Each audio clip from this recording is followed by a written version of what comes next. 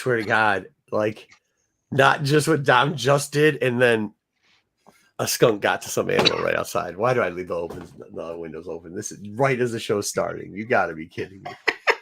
Jesus Christ, it stinks. Oh, it stinks. Jeez, oh, Pete. What's going on? We got a special guest. I am supposed to be saying special guest early on. Hey, Rubin.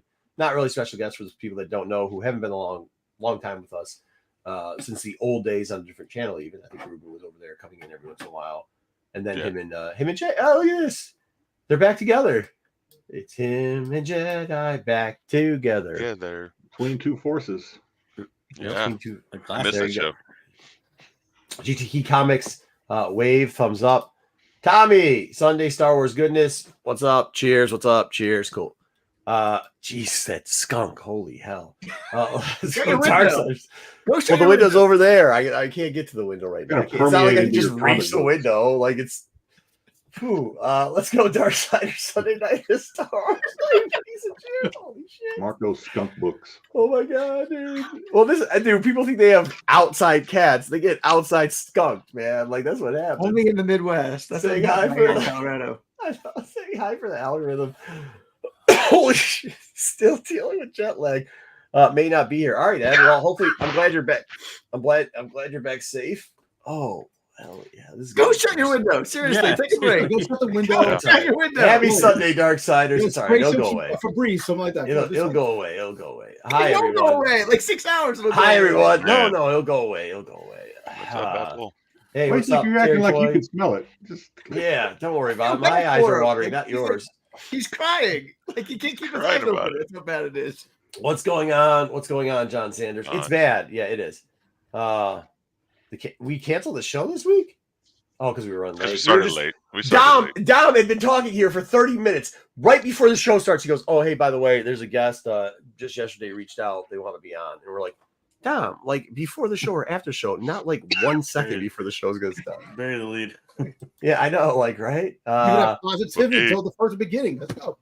Yeah. Cool. I mean, I was in a great mood last week, wasn't I? What happened last week?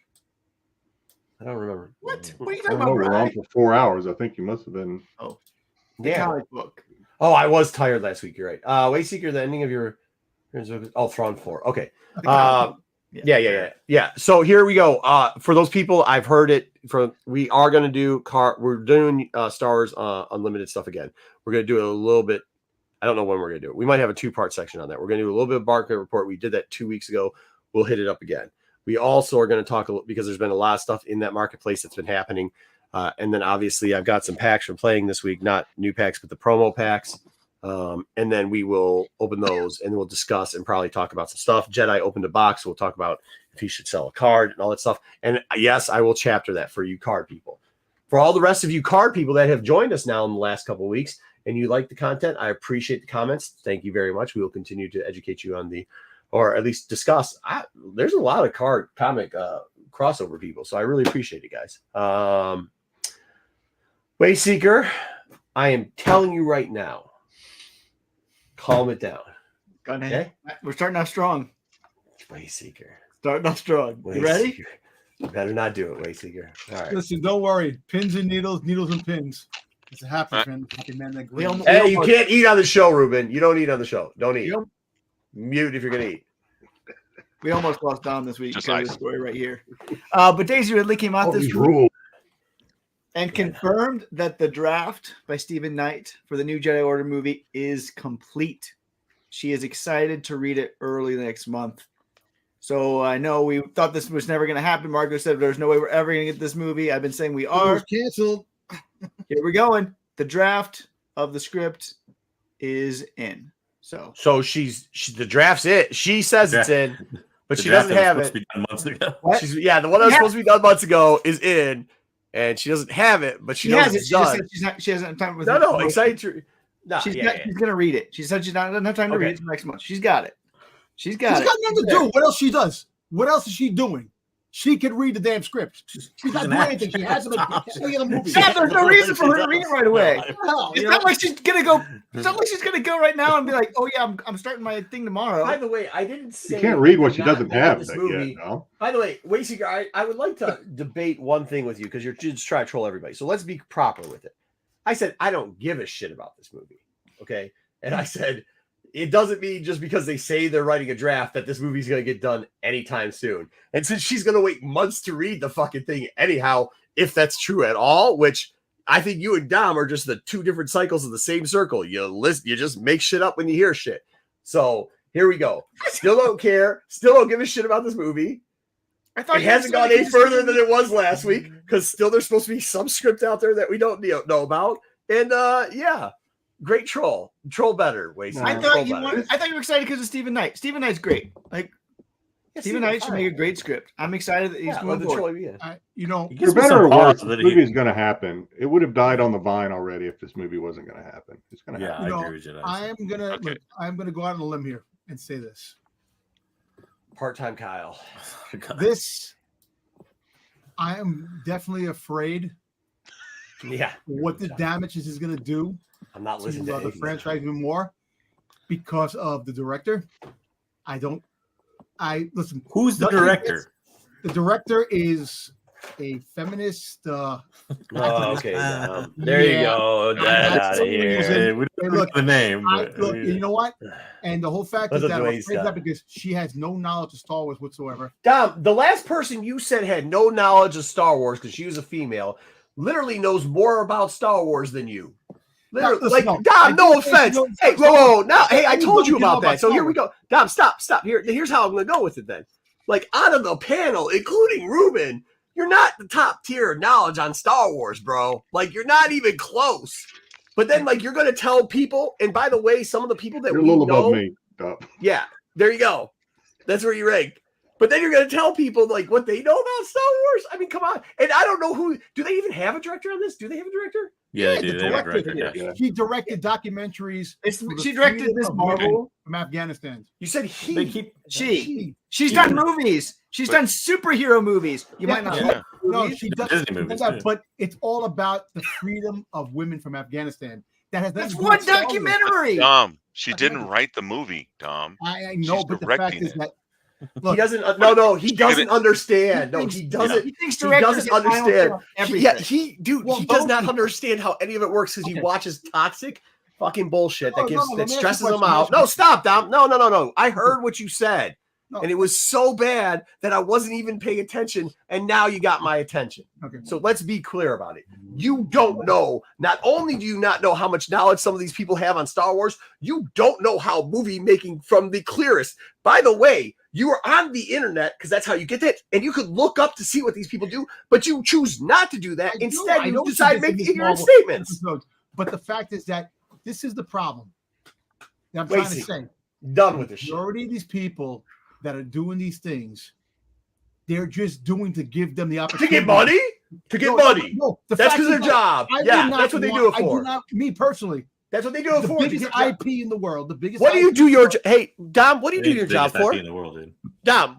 What do you do your job for? I make money.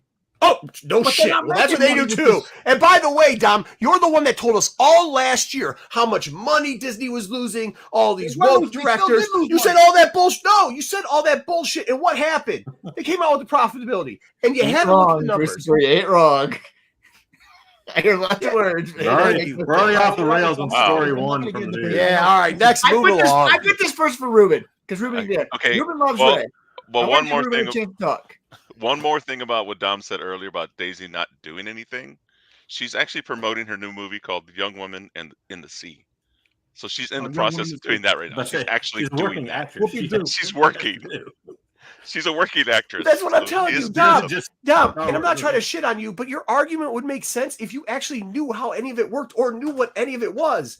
You don't know how anything works. I do know how things work. No, you don't. You just said she doesn't do shit. He just looked up on the internet. I don't even think you know how the internet works. He just literally went Daisy Risley. Less about that damn movie. because it doesn't excite me. That movie. Dom, that's not how. Once again, that's not how it works. You literally just said she's not doing anything. Other than that,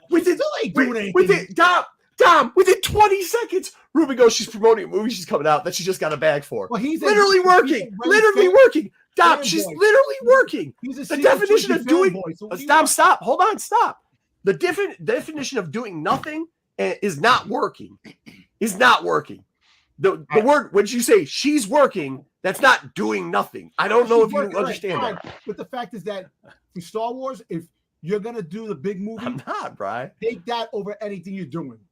She has a movie that's coming out. She's got to promote the movie that she's been working on, or a movie that's coming out. All right, move on with the story. I want to ask Rubin if he's excited about this movie because he loves Rey. That's the way I put it. Absolutely. Look, you're just. I think Rubin's the opposite of Don. He just will blindly love anything, even if it's dog shit. So there you go. Well, I analyze it a little bit more than most people. So I can't sit there. You make shit up, Rubin. You do not make shit up. You do the exact same shit he does. You just do it in a different way. Yes, you do. I just can't stand to watch the destruction of something I love. That's it. End the story. Go to the next thing. That's it. Oh, holy shit, Dom. We should all fucking just do whatever Dom wants in the world. Fuck. We're all your servant. King Dom. Get the fuck out of here. You were so excited about this book that came out last fall. Have you read the Move Kira on. book yet? Move on with this. Move on. Have you read the Kira book yet? I'm sorry. Are you too busy to read a book that came out last fall that you were excited about? But she can't get a month because she's working to read a script. Hey, you guys. Hey, John, you guys could like this. I don't have a problem with Rey. I just thought the writing of those 3 movies sucked. I was just joking about the fact she's an actress. She's gonna be working. I'm just saying, what the hell is she doing? All right, she's doing the woman movie, Women at Sea. Okay, yeah, women movie. I was wrong. The woman movie. All right, Acolyte. John got it right. The definition of doing nothing is listen to this. This should make you happy, Dom. This should make you happy. Acolyte is placing great importance on the lightsaber fights. They are aiming to give the best fight scene in Star Wars even better than Duel of the Fates. That's their goal. That's what we want. We want good lightsaber scenes. You should be thrilled that Acolyte is giving you exactly what you want. I want that. Exactly. That's I'm happy about that. Good. But anybody else? When they announced the Acolyte, they did say it was going to be the reverse of what's that show? Hey, can we just go ahead? They were going to say there was going to be no blasters, all lightsabers, right? Right. Yep. They actually said that. Yeah. Okay, so 0 blasters. So You're talking about Andor. You're talking about Andor. And those. Okay. Can we also not do this shit? Can we not do this? This is dumb too, because the lights they're not going to be they're setting the setting it too high without. Was this really the best lightsaber fight in all Star Wars? You think? Live action? Yeah. I actually liked Revenge of the Sith. No, what about What about the friggin' I mean, this ends with spoiler alert for this old ass movie from 1999, but it ends with Qui-Gon getting hit in the face and then stabbed in the chest with a lightsaber. True, but I think they're talking about, and once again, that's what I'm saying. Like, we have to set there. Like, you're reading this and you're taking it like, or not you, but I'm kind of on the JJ side. Like, I think you're kind of wrong with that. I think when they did the whole cinematic part of that, it made the whole cinematic part of that lightsaber fight, not the actual lightsaber battle, like not them battling, but the whole cinematic part go. And that's what I'm saying. Like, you cannot have, like, it can't be that good. It just can't. So, like, can't you just say we're gonna have lots of lightsaber battles? Hopefully, you like them. You're not gonna have John Williams to save it. Yeah, go ahead, Jedi. I mean, I would just say, I mean, and I don't want to go back to what Don was saying about writing because I'm going to trust the writing. But yeah, give us good lightsaber scenes, but make the lightsaber scenes with characters that we kind of care about.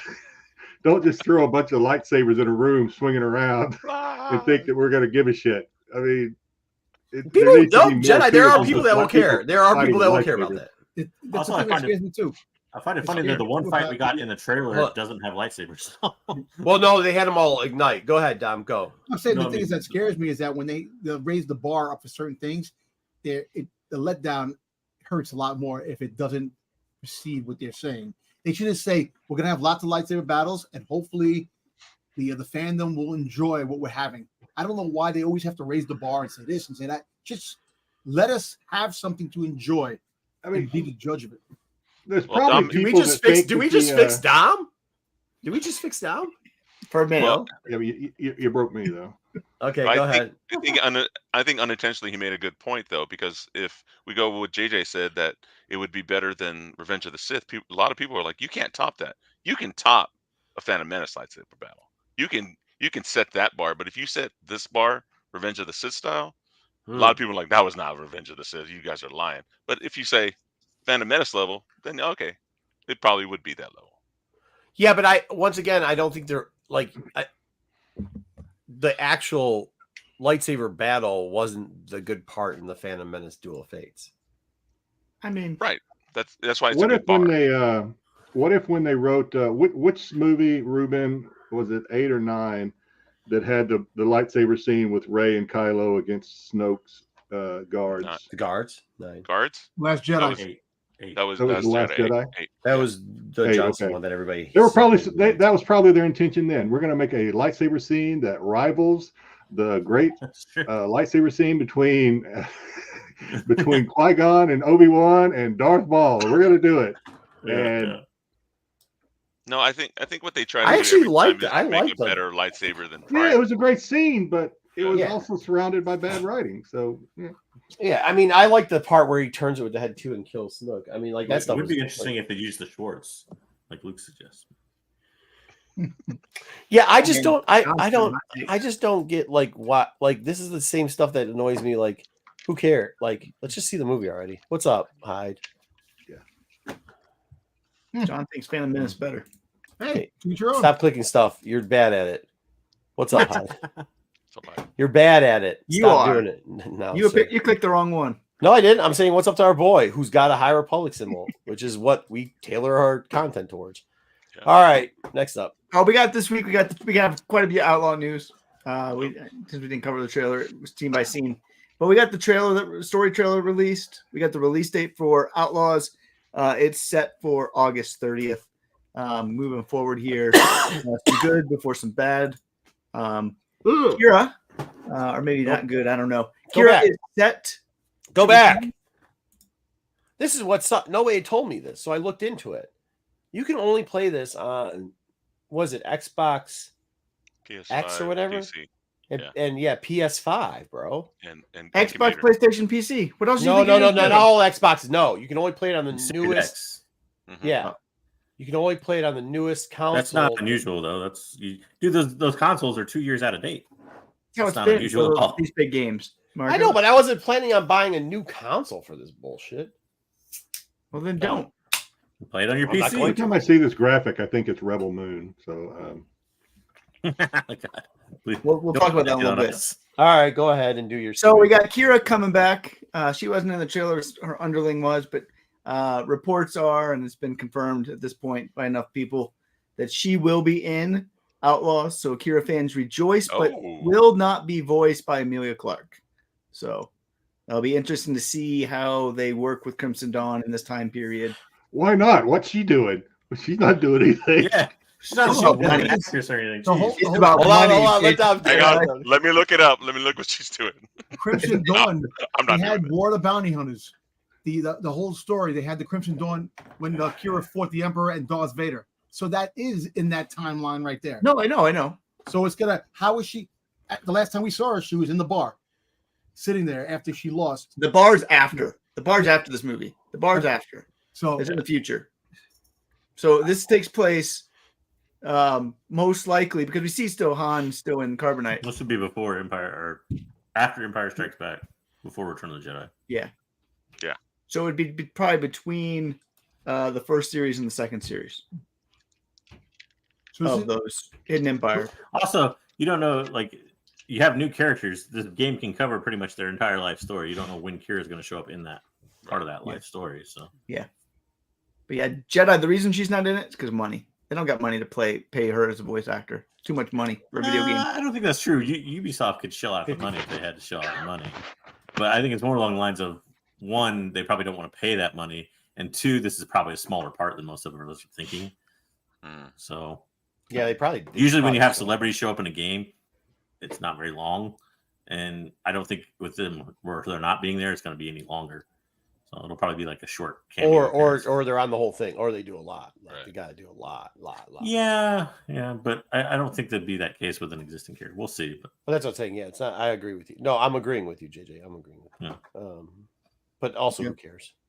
Well, Maul is not in this game because this is past Maul. Maul's already dead. You don't know if they do a flashback. You don't know anything. You Maybe, just watch. maybe. We know you're not playing the game, so just watch the cutscenes when they come out. You'll be all right. Yeah, I am gonna watch the movie soon. Yeah. We got the faction goals and ambitions revealed, and I actually think this is going to be one of the better parts of the game. We'll talk about the trailer here in a second when we get through the news. But it's going to feature a new planet, which would be the Pike Enclave. I think that would be kind of cool. But your reputation will determine which planets you can go to. If you have a low reputation, that part of the game won't unlock. And if you have a high reputation, some other planets might not unlock, it sounds like, for others. But the ones that you have a low reputation with, they're going to be sending assassins at what? It's open world. Yeah. They're going to be sending assassins after you to try to kill you if you have a low reputation with them. So navigating, I think the factions, I think will be one of the more interesting parts of this game itself. So I'm looking forward to that. I really wish they would have had you were able to make your own character instead of just being one person. I would have been better. You could be an alien, you could be a male, you could be whatever. They should have had that option. How do you know what the options are? Well, you got to play the main character. Yeah, that's it. Okay. You're playing Nyx. I mean, it's her story. Whatever. Hey, Dom, hold on real quickly. Do you know what in any game where they give a choice? Do you know what the most used characters are for video games? Female. Hold on, don't tell him, JJ, because he doesn't play video games. I didn't say anything. Good. It's females, literally. Mm-hmm. Yep. They choose females. I don't. I'm like one of the only dudes ever. Like if you're playing like every game, like I'm playing when I play COD, I'm one of the only dudes. It's chick. Marco's a sexist. He won't play a woman character. No, I just don't. I don't. Marco hates like, women. It's a visual. No, but so like, don't be mad. Don't be mad at the designer. Be mad at all the dudes that play as a chick. Be mad at all the dudes that play as a chick. Well, Dom, it's too hard to do that today with all the cutscenes. Like, how would you do a cutscene with your species? Like, they use an actor to get all of these scenes, and then the character is based off of that. I don't know how that would work when you have a movie pretty much based into the game. Well, yeah, I didn't hear you complaining when they were doing the Last Jedi series where they did those two and they're going to continue doing it, and you could only be a dude. Games where you can usually do that are going to be more role playing based. You're not going to see usually an action game like this with a linear, like an open world concept. And for one, it's too much data to build all that into to build the open world concept and everything in there. Like you'll have to make your worlds fairly small and everything else. So no, but I'm giving Dom this. Dom, if you want to complain, I'm just saying when we saw Jedi Survivor, I didn't hear a complaint. That's all I'm saying. If you want to complain, you better complain on it both ways. You didn't complain then, so go. Let's go. I think this is crazy, though. This sucks. This also proves that you guys don't have a life, because as soon as you said it was this an open world and then you could go different plans on reputations, that means you're going to be putting in mad hours on this game. Like, just mad. You have nothing else to do in your life. Probably 100+ hours on this game, in like a week.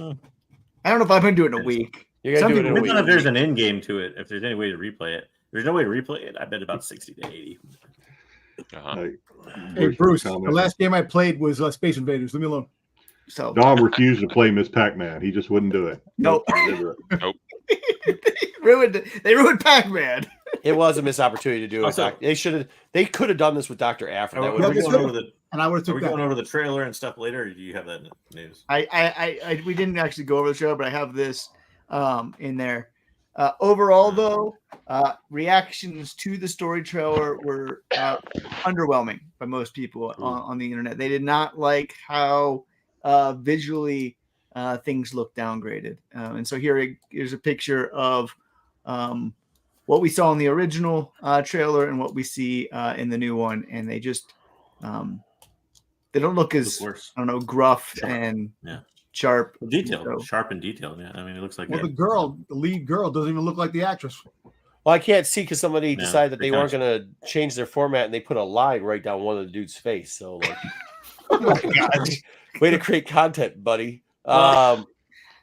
Do you care that? I mean, JJ, I know you do because you're a curmudgeon, but like, does anybody else really give a shit?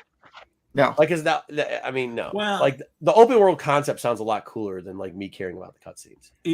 This isn't what has me irked so much as the other. I don't know if we put the other thing in the news about season passes and that's the next price piece. and the next piece, yeah. So I'll talk more about that later. This concerned me just a little bit from the fact that like I don't like the fact that your aerial footage from 2 months ago looked better than your finished product for a gameplay. If it wasn't a game or a story trailer or a game story trailer, if it was a gameplay, I'd understand it more than story trailer. Because story trailer is just cinematics. Like they're supposed to look sharp, in detail. Yeah.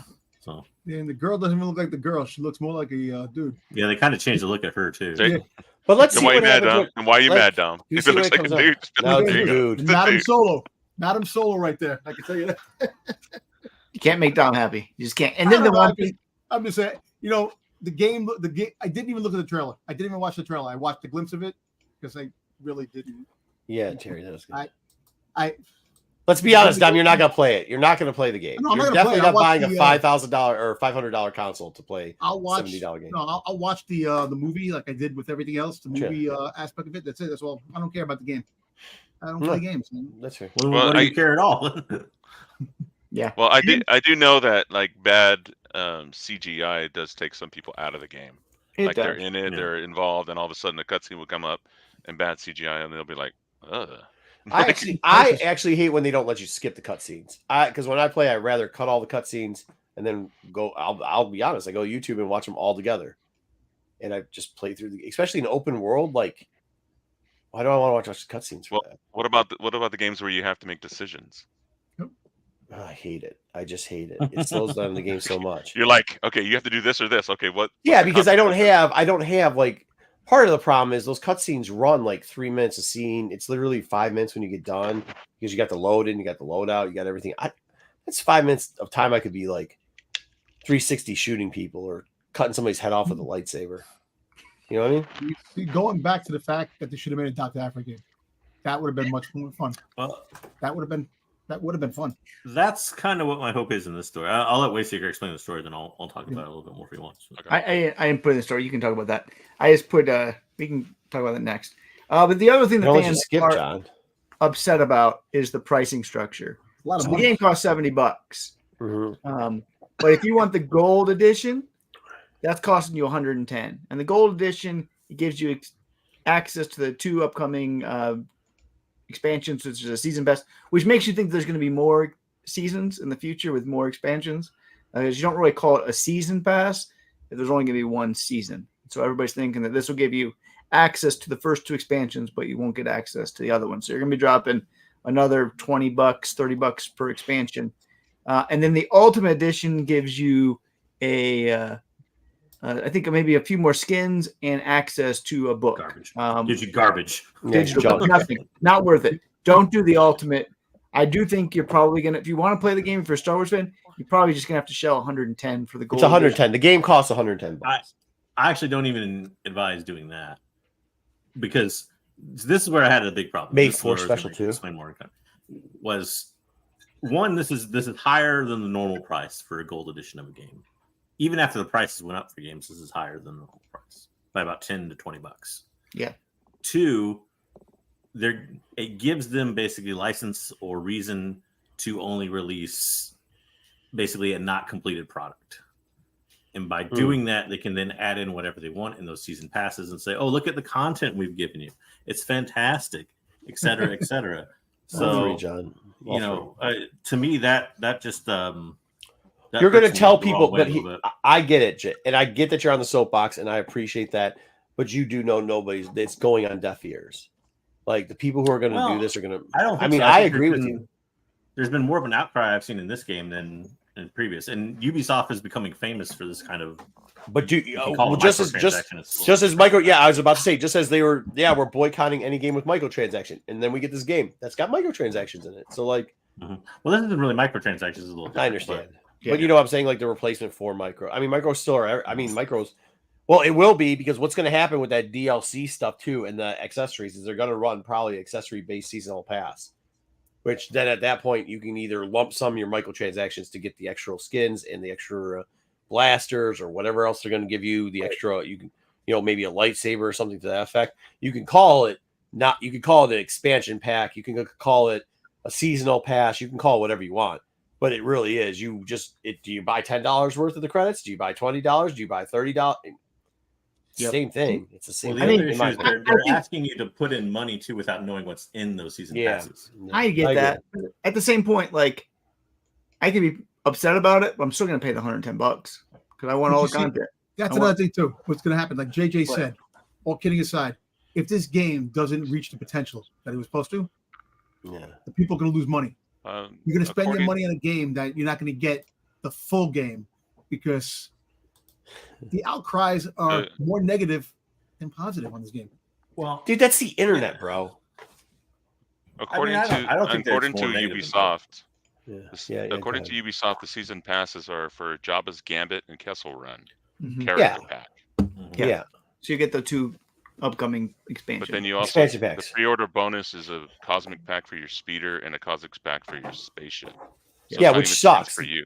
Yeah, but that, I mean, do you know about? I mean, Rubin, do you know about that type of stuff? Like, I don't know, man. Cosmic packs are it's the skins. Who gives a shit? They're just skins. Yeah. Oh, your ship looks different. That's for little kids. You know what I mean? Like, that's like Fortnite shit. So like, and I mean, they could, in theory, the second season pass, for instance, could include a Dr. Aphra portion for all you people super upset about that. Like, I mean, they can put anything in there that they want because they're still going to build content for it. And by the way, they might 2 sell years from now, probably. They might sell Dom the man skin so she can be a man too. Here, you never know. They put Prince Sizor in this goddamn game. I mean, they could but they could. They could. You could have a future expansion. You never know. But Dom, I don't think you're right though. I think more people are excited about this game than are outcrying negative. I don't think that's true. By far, the pricing situation is something people are pissed at, but the pricing is something everybody's pissed at all the time. I mean, that's just a common. And is it true? Yes, it's a true fact that it sucks. But like every game that comes out, somebody's gonna piss and moan about how expensive it is. The other thing too is though you can also buy everything that they're selling to you up front, with the exception of a pre-order bonus. The new PlayStation, the new Xbox. Yep. No, I'm saying like if you were to buy season 1 pass when season 1 is available, like you can buy it separately for the same $110. Right. Total. It doesn't cost you any less to pay for this gold edition. Right. I think that's another issue that people are having with it. Yeah. So JJ, talk a little bit about the story itself. Oh. So it's I mean, the design of it is basically kind of open world version of Underworld concept of Star Wars that we talked about, where it's the scoundrels, it's the gangsters. Nyx is, I forget what gang is it that she owes like some sort of crazy debt to. I just remember. I don't remember. I don't remember the name of the gang. She owes a crazy amount of money from the gang. So basically, the whole story is based around her heisting the riches from this gang to make up her debt. It was kind of the concept I grabbed from it. And of course, she's joined by a droid companion and the name of the little dog guy whose name. Hey, hold on though. Can I ask you, how is this going to be? How is this going to be? Open, but this is. How do you voice a character like that, anyways? This is going to be open world, but it's not. You're not going to interact with anybody else online. Correct. A lot of games are that way. Yeah, that's how a lot of games are. Think of Assassin's Creed. You're going to have to pick. You're going to have to pick a lot of your different factions. Do you want to partner with the Hutts? Do you want to partner with the Pikes? Do you want to partner with and you get a choice on what you want to do and how you partner and how you move the story along. It does have only one ending. That's a little bit different than a lot of open ending games because it is Star Wars canon. So I don't mind so much that, honestly, because to get some of the like special endings in some of these games over time is just really annoying. Yeah. All the stupid criteria you have to meet and all that. Yeah. Let me get this straight. They canceled 1313 for this. No, it's not even the same company or anything. I know, but 1313 was the Underworld. Yeah, but that's just a concept I use. Do you know? You say words, but do you know you're saying words? Yeah, 1313, the game that was canceled. Underworld was also a comic book. Yeah, Underworld was also a comic book. It was also a novel too. Yeah. Okay. All right. And a TV show that got canceled. So you don't think trying to join Dom? You don't think trying to join if you play video games, which you don't, so your opinion on this is mute either way. But you don't think at one point in your fantasy head, so don't even think about playing video games because it doesn't make any sense commenting on something you don't do. But like in your head, do you think just that you could join like the Pikes or the Hutts or like any of the families and run missions for them as a storyline? Do you think that's a good concept? Me? That's a pretty cool concept. That's pretty good. Then fuck yeah. Then there you go. Good thing you love this game. All right, let's go. Keep moving along. All right, Alyssa Wong is teased an unknown upcoming Star Wars story that she's involved in.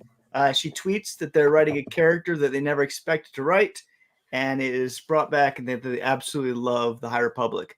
Not the favorite writer of a lot of Star Wars fans. Only one person here seems to love her. I love Alyssa Wong. Whatever. Yeah, nobody else. Doesn't matter why. That's Afra. I love it. I like the Afra book. I love the Afra story. It was a good story. And I love the short story that she did in the High Republic book that you didn't read because you didn't get the Barnes and Nobles one. So you can't talk about that one. I can talk about the worst read and worst picked up ever, worst selling Afra series. Yeah, I can talk about that. Real quick, I got the names backwards. K is the main character, and Nix is the little pup. Good job. Way to go, JJ. Thank you. What is Alyssa Wong writing? That's my question for you all. Something that nobody's going to buy. What? Something that nobody's going to buy. They will. Who? Oh my God.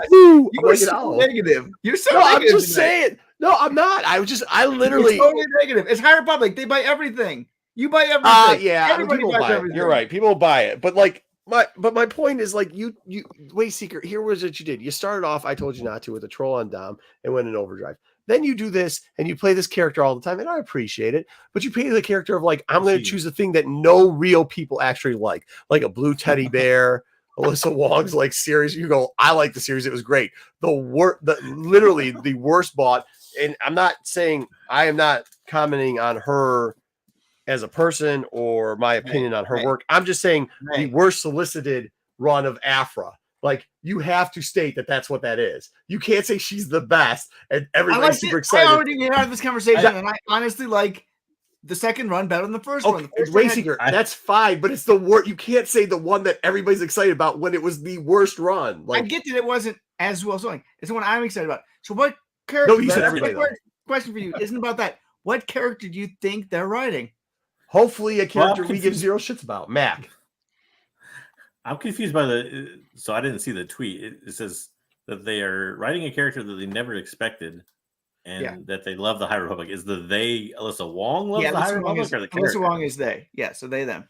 Okay, so there's not necessarily a High Republic character that she's writing, right? Well, they said that they love the High Republic in the tweet, which made me think that they're writing a High Republic character. Like, why would you include in the same? Because everybody likes High Republic. To me, this is just saying like I like something and I never expected to have the opportunity to do it. It's not like hinting that it's like going to be a big thing or. No, I'm just interested. Well, it's like I love ice cream but never had it before. Who could? No, it's like saying I love ice cream and then you think they're going to make ice cream. Just because you say you love ice cream doesn't mean you're fucking making ice cream. Yeah. I'm just trying to figure out who it is. That's my question. That's the thing. I don't know, but it's so cryptic. I don't know how I would even get. Like, I don't even know what's a High Republic character. It's the Drain Gear coming back. It's nobody. She's just saying the person is just saying that they like the High Republic. That's like Dom saying he likes Darth Maul. That doesn't mean he's right shit on Darth Maul. You know, one thing I do hope it is that I hope we get is so we got at the end of phase 1, we got a row. Maybe it was only 2 issues, but we got a row centric comic, right? I would like to have another one of those. I don't know if that's who she's writing or not, but even if she is, I would like to have another. John's got it. Miniseries. Yeah. The HR character is Dub's brother Rubs. That's Come on. what they are writing. Who's the character that left the order? Who cares? She At doesn't. The end of Midnight Horizon. This person, no offense, Wayseeker, I know, but like the majority of people do not, talent wise, and maybe they will surprise. This person will surprise us. The majority of people. This person's writing has not been what we call top tier Star Wars. It's actually been in the dumps of Star Wars. The stuff people do not want to read. You still can answer my question.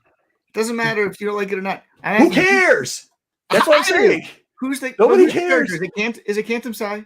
Thrawn would just be such a bad sexual lover. That's people won't care about that, dude. Nobody cares. Was it Cantum Sai that left the order? JJ? Yeah, kind of. I don't know if he like went on sabbatical or sabbatical. Yeah, I don't know. He left the order. I'm going to say Cantum Side. That's my guess. We also got this one right here. Thade's not on, so he can't get into this because he's the Star Trek fan of the panel. The 39th Space Symposium. They do this every year. They put all the space people together. This year, their big topic, they had a debate over which franchise was better, Star Wars or Star Trek. They argued for hours, and officially, Team Star Wars. Of course, that's an easy dub. Yeah, that's an easy dub. Like there was another option. Wayseeker's giving us the news. Just for sticks. I want to know, where did Doctor Who finish on this? Exactly. Hey, whoever the person is that's got them sweet pants. If it wasn't for Star Trek, we wouldn't have Star Wars. Star Trek propelled the stuff, but Star Wars is 100 times better than freaking Star Trek. Not true at all. That's not. If there wasn't Dune, we wouldn't have Star Wars. Hey, whoever the person is on the end though, with those sweet pants, if you show up looking at it like that to debate, you won no matter what. It's like she's getting ready to fly next try. Yeah, if you show up like that, over. It is over. So what did look at them laugh? They're just giggling. They're like, "We won this." I bet you both. I bet you Red Jacket too. She's like, "We got Star Wars." Why did you show the debate with Joe Rogan when they have about Star Wars? That was funny. With the UFC fighters, they were talking about Star Wars. That was a funny debate. This was this week, Dom. I'm trying to find news from this week. There wasn't much. We did get some covers for some books coming out. We got Tears of the Nameless by George Mann. This one's releasing on September 24th. This one I'm actually interested in because it's going to investigate that blight that is destroying the planets. And so that was one of the more interesting parts of the last book. So yeah, Wreath Silas, sorry, and Padawan Amadeo Izazo. So that one will be there. You know what? See, Wayseeker, if you wanted to make a good argument, you could make the George Mann argument. You could have said, "Hey, Marco, I know you disliked the way Afro went with Wong, and so did a ton of people in the Star Wars community. But what about George Mann? Because he wrote. Why are we going back to reference these stories? Well, why? This is why. Because George Mann was like terrible at writing Star Wars. But the last bit he did was surprisingly good. So I mean, I have hope for this. We also got another cover here. This one, I think you're not going to be excited about, Marco. I think you like Zordata for her last book, but this book comes out on August 27th. It's Beware the Nameless. Does it have a hut in it? It's got a hut in it, right? It has the hut. It has Churro the Hut. Churro. Is that Kyle or is that a hut? I don't know which one it is. It's Churro. Churro the Hut. Sounds That's delicious. Kyle's nickname, Churro the And we also are getting a Greylark. So we're getting Axel's Greylark from Phase 2's descendant, Zenny. And we're also going back and we're meeting up with Kildo and Tep Tep. Worst and name Ram. Star Wars. And Ram Jaram. Yeah, they went for all the fucked up names. They did Why that. don't they take all the worst names in Star Wars and combine them into one book? They knocked that shit right out the park. Hope they wipe them all out. They all die. Boom. End of story. But I mean, if I recall correctly, Tep Tep wasn't a bad character, right? The name just sucks. The name just wasn't bad. Yeah, the name is horrible. The name is terrible. They did the Wheel of Death names. It picked all the worst ones. And Churro. Churro sounds Kildo and Churro. Yeah. Something you buy at like the donut shop. And, that's what it was. It's like, what are you eating today? No more names. I can't make up names anymore. Hey, does the hut like to eat? What does he like to eat? Churros. Okay, that's what we'll name him. Churros. Silly churro. It's like they looked around the room at the writer's desk and went like, he's eating a churro. Oh, perfect name. Perfect churro. name. Perfect. Huts like to eat churros. This one doesn't sound good to me. I am not looking forward to this one. I'll read it. I'll review it. Dwayne Scott's comment, read the chat, is good. I will not put that up on there because we don't want to be demonetized. That's the other thing. Like they didn't think people would make the connection to that and Kildo. Like really? Like you're not gonna read this way, Seeker. I know you. I'll read it. I'll read it. Don't worry, Dom. I'll read it and we'll review it. But I'm not excited. Hey, well, the name too. This person's name is wild, but like, I mean, I think I like the last book they wrote. So like, they did a great job. So Ray did a good job on the last book. So yeah, you can't even say the name. You just Zoraida Cordova. Okay. All right, we got another book that's coming out that might have the worst Star Wars cover of all time. Secrets of the Clone Troopers announced. It's coming out on September 12th or 10th. I blew up here the Bad Batch. How do they look for you? What is this? What the fuck? I'm sorry, but I look like record. What was this? I was reading comments. What the hell just happened? This is the new book that's coming out, The Secret of the Stormtroopers. Look at the Omega backpack. definitely It's looks like- awful. Omega How do you definitely looks produce like a a boy. cover like this? Dude, why is Omega a 40-year-old man that's high challenged to taking a shit? Time to change, man. Wow. Look at Wrecker. Like, I don't even know what's going on with that small head with that big body. It looks awful. Dude, Wrecker's going, how you doing? How you doing? How you doing? I can't buy this book because of this cover. It's horrible. Go back to, did you show the whole cover? Wave Seeker. That could looks Wave like Seeker is like Pinhead tech. from. Oh, Jesus, that is dead. Why didn't they just use actual pictures of them, like from the show? This makes 0 sense. Oh, yeah. Dude, you didn't even show the bottom half because they did what's his name down there, too. And Yeah, they did. I didn't blow that one up. Jacked You're right. up. Oh, my God. There we go. That's the new book that was announced this week. Oh my god! Yeah, That's the Rambo, week in Star Wars. Dude, That's made that Hunter look more was- like Sylvester Stallone somehow. We might want to fire Wayseeker. That was horrible shit, bro. That was horrible. That whole segment was horrible. You did. When did we Rubin stop dirty. putting video games at the end of the news? When did we stop that? Because the trailer came out this week. Because usually I can zone out towards the end. I zoned out halfway through, and then I had a hard time. The video game conversation was probably the best part of that news. That news was trash. It was a All weak right. week. What can you do? Weak person putting it together. That's why you're Cleveland. Oh, come on now. Speaking of weak, Dom, go ahead. What? I got the cover, the Balin Skull. You're bailing. Friggin' Shin, what's the name? Shin Hati. Shin. Okay, it's Shin literally right Hati. there. Yep, I got that cover. Got 2 covers. Why?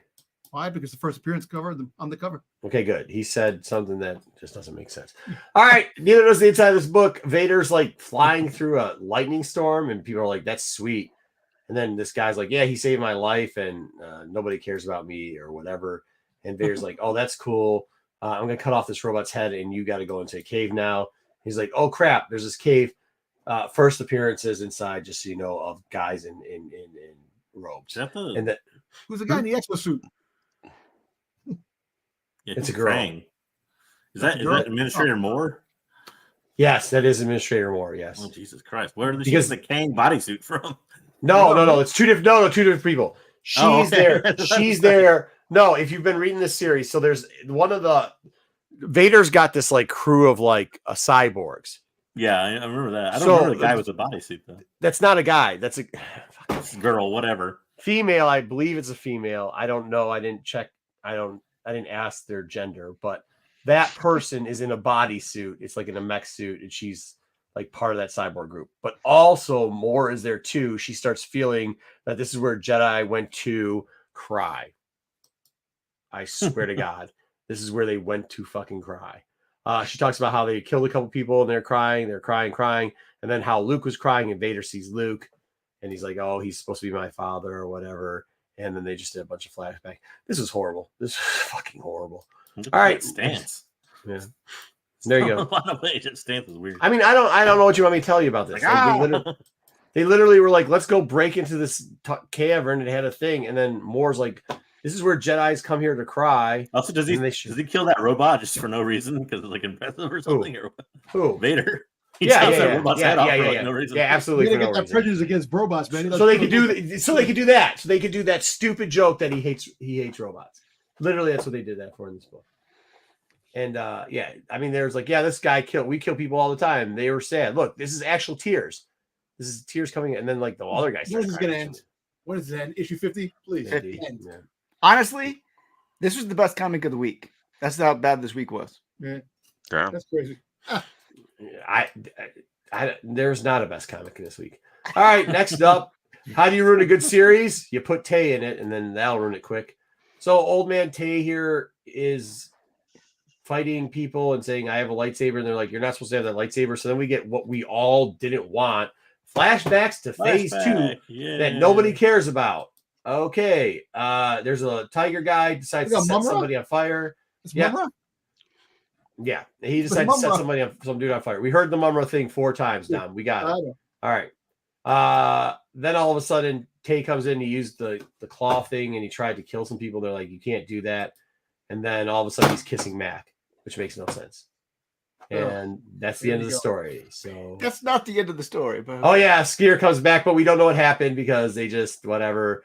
And then this little girl, which is probably the one person we want to know about, which would make sense, right? Can we all agree that whoever this person is, yes, like that they introduced in the last book, if we got pages on that instead of Ty and whatever nonsense was going on, because it made no sense, some dude got burnt and then he's just making out with people. Like, what are we doing here? What's up with this making out stuff? Really? Yes, we had Vildar and Tay. Yeah, Vildar, who nobody so characters nobody likes on a series that was doing good. We just like put. I'm not buying this book anymore. Anyways, next up. So then they don't tell us anything about this except for she does the sweetest thing ever. She almost kills one of the twins. That's cool. She almost kills one of the twins. That's the coolest part. So we got 4 cool pages on here. None of them had to do. Phase 2 was the worst High Republic we've read all time. They just they're like, we know you didn't like it, so we're going to tell you a love story in the middle of action. By the way, we had one where Skier might have been eating Kiwi's head off. And instead of getting into that story, he just shows up like Killer Croc for some reason. Mm-hmm. Laura D has now lost her eyes and's got like lightning balls eyes. We don't know how any of that happened. And little baby psychopath over here, who seems very interesting. We didn't get anything from her either. The other thing that's weird, and I know you didn't like Phase 2, but Vildar just took Maddie as a Padawan. And Maddie was like a key to that whole arc. Maddie wasn't even in this thing. How do you have Maddie completely the one character that people like? If you're going to go back, I get that you don't care. The one person people like. No, Maddie's the one person that they did like from the story. Wasn't really terrible. Wasn't in here. Why wasn't Maddie in here? Give me Maddie's story. Because it's a poorly written book. Yes, it's terrible. This is terrible. And why is Skier wearing a diaper? Did he should? Why does he look like Laura Dean has the horns? He borrowed it from Buckets There's of Blood. nothing good about. Don't worry about their switch. So this is the new art. This is the first time we've had the new artist come on this one, and so I am not excited for the new art. I know the artist. What's his name? Andito had been doing it for 35 issues and needed a break. Yeah. But this new artist is nowhere near as good as the artist we've been getting before. So, oh damn! And this is what we're getting. This is new art going forward. Wayseeker criticized something in Star Wars. Holy shit! It must be true. Wayseeker criticized Bad Batch last week. Did you not hear me? Go off on what Bad Batch was. I was right about that. All right, there's Thrawn. We told you this wasn't going to be good, and for some reason, people were surprised this shit wasn't going to be good. Spoiler alert: we've already read this book. Terrible. Yeah, this is part of it. Like, yeah, this book was, as a person who read the novel, this book was slightly insulting, to be quite honest. Yeah, because this is done too. There's no 5. Like even people's like, "Hey man, I read it. Isn't there like?" I go, "No, they're stopping it there. That's the end of it." They're like, "What?" I was like, "Yeah." They're like, "Is that how it is?" Anyways, who gives a shit about this? Really? Vader quacks some dude. That's the Grisk. Great job. They can't what? I thought they'd try to improve it. We do get to see the wall of heads, the Thrawn wall of heads, which is fine. And then they get back and forth. The whole conversation back and forth with Vader and Thrawn pretty much is Thrawn saying, "Hey, listen, I'm doing this for I give a shit about the Empire pretty much. I'm doing this for myself, but you guys can benefit off of me. And I know that you're Anakin." And Vader's like, "There's no Anakin anymore." That's pretty much it. And then we get Homeboy, who, by the way, doesn't speak and does look different than before. Wayseeker has a big theory about him that this is not the guy we see. Is it your theory? Is this is not the guy we see in? Hey, this is not the one. Yeah, there's more than one Rook. Timothy John the whole species calls himself Rook. Rook might be the character of the species instead of the character's names, because he was really upset that Filoni killed off his character, and so I don't think he's trying to find a way to get around it by saying Rook is like the subspecies instead of the character's name. And actually, if you read the dialogue, how they talk to this Rook, it is very not a name. It's very almost animalistic. Like, hey, the Rook is in the wall, and Rook this and that. So, it's very much Groot from Marvel. Yes, I'm Groot. Yeah. Fair enough. I'm Rook. Yeah, I'm Rook. And then, like I said, I actually enjoyed the back and forth with it more in the novel a little bit. I know the novel, because of the switching back and forth, sucked. But JJ said this was like one of the... Okay, don't take this out of context or don't blow a lid, JJ. This, in the novel, was one of the better parts in a bad novel. and they just neutered it. So yeah, whatever. Well, they spent almost 2 full episodes on a bar scene that was like 20 pages in the novel. I don't understand why they made this bar scene such a big part of the comic story and not the ending. Not the ending nothing. Yeah. Agreed. Okay, cool. So we are on all agreements. Right? What's up? Last issue, right? Yeah. Coming soon. We have got Mace Windu. Yeah, I'm kind of excited. I mean, what did I put 1 up here? This is supposed to be. This is 3. Yeah. 3. Yeah. Oh no, it is 3. Yeah. Yep. So I'm okay with that. The story's okay. It's a fun read. It's nothing hard. Yeah. I think they're doing a great job. I don't know who writes this, but good for them. Art's What's okay his too. name? The guy, the Babu Frick. He's the pirate. He's supposed to be like the leader of a gang that's going after Mace Windu, which is kind of funny. I was reading about that.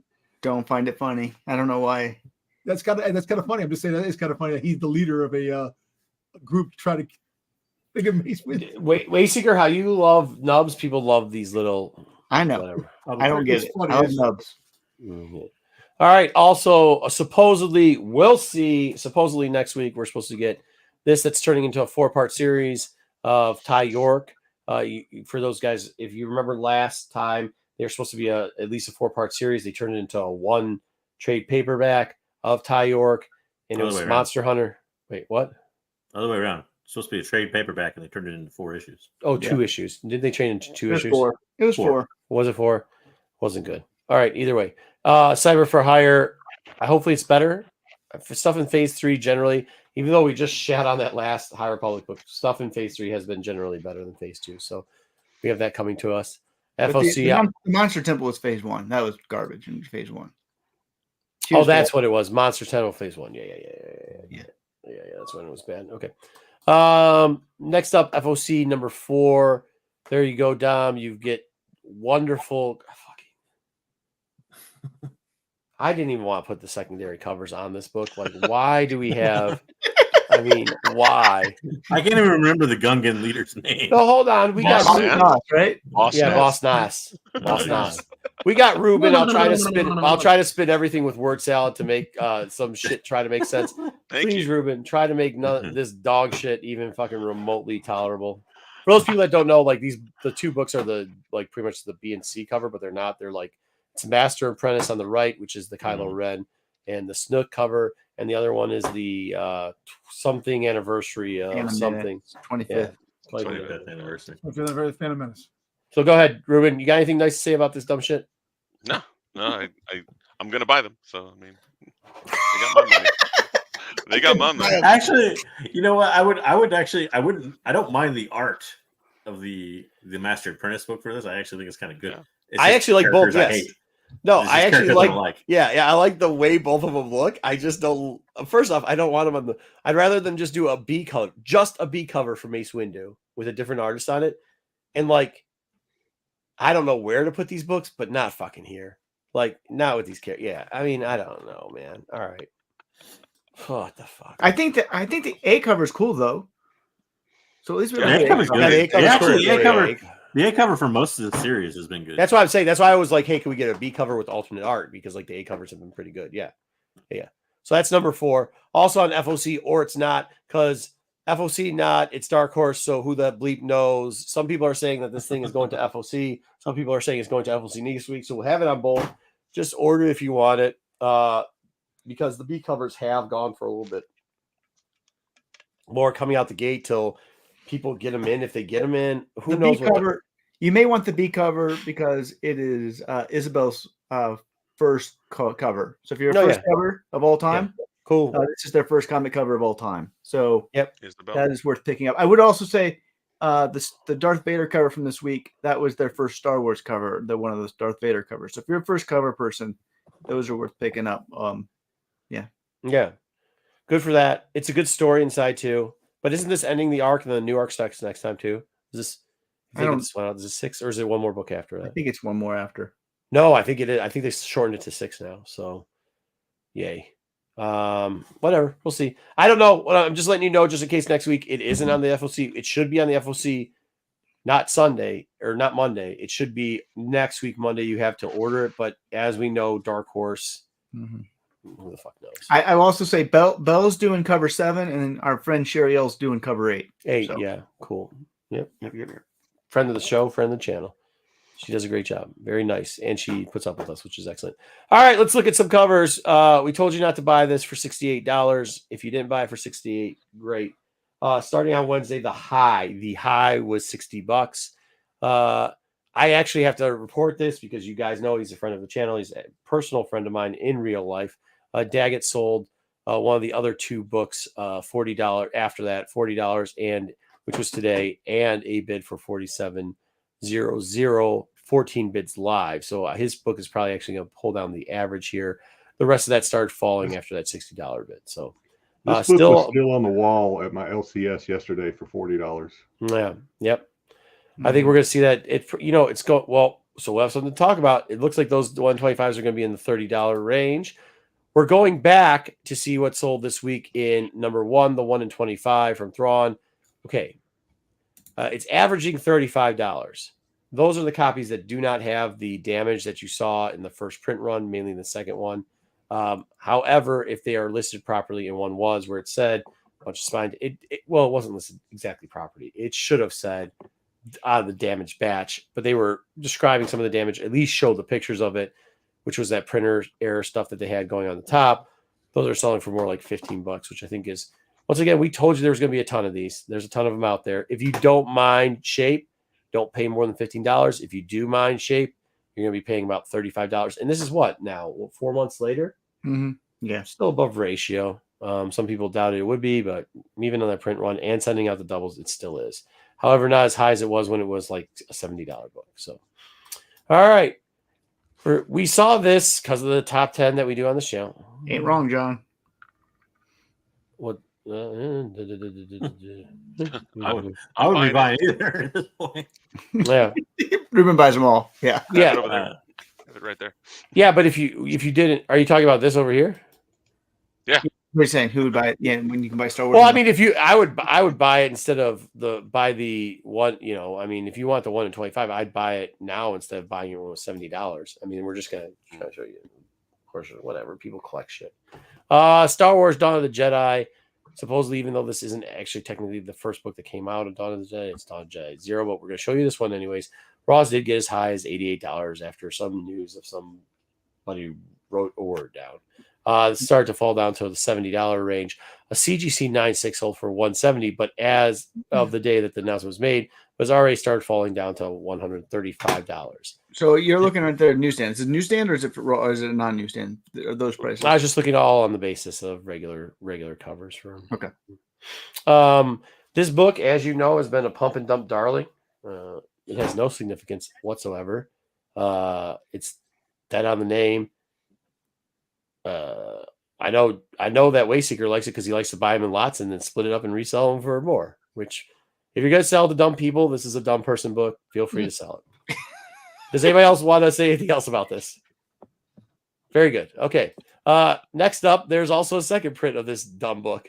It used to be $35 after the news. It did go. One sold for $88. Now some people asking for crazy ass prices, including $200 raw. There is a 1 in 5, however. It's pretty. I don't have this one. This 1 in 5 is hard to get if you're a rarity completionist. I can knock the other 2. I cannot knock this one. $149.95 was the last sale for this. There's also a third print. Nobody wants this dog shit. Last 9.8 was 99 cents. I have it over there. I hope you didn't pay more than $10 for this. I hope you paid $1. So it's such a bad cover. It is. It's horrible. It's a fucking terrible book. Like, this storyline is fucking terrible.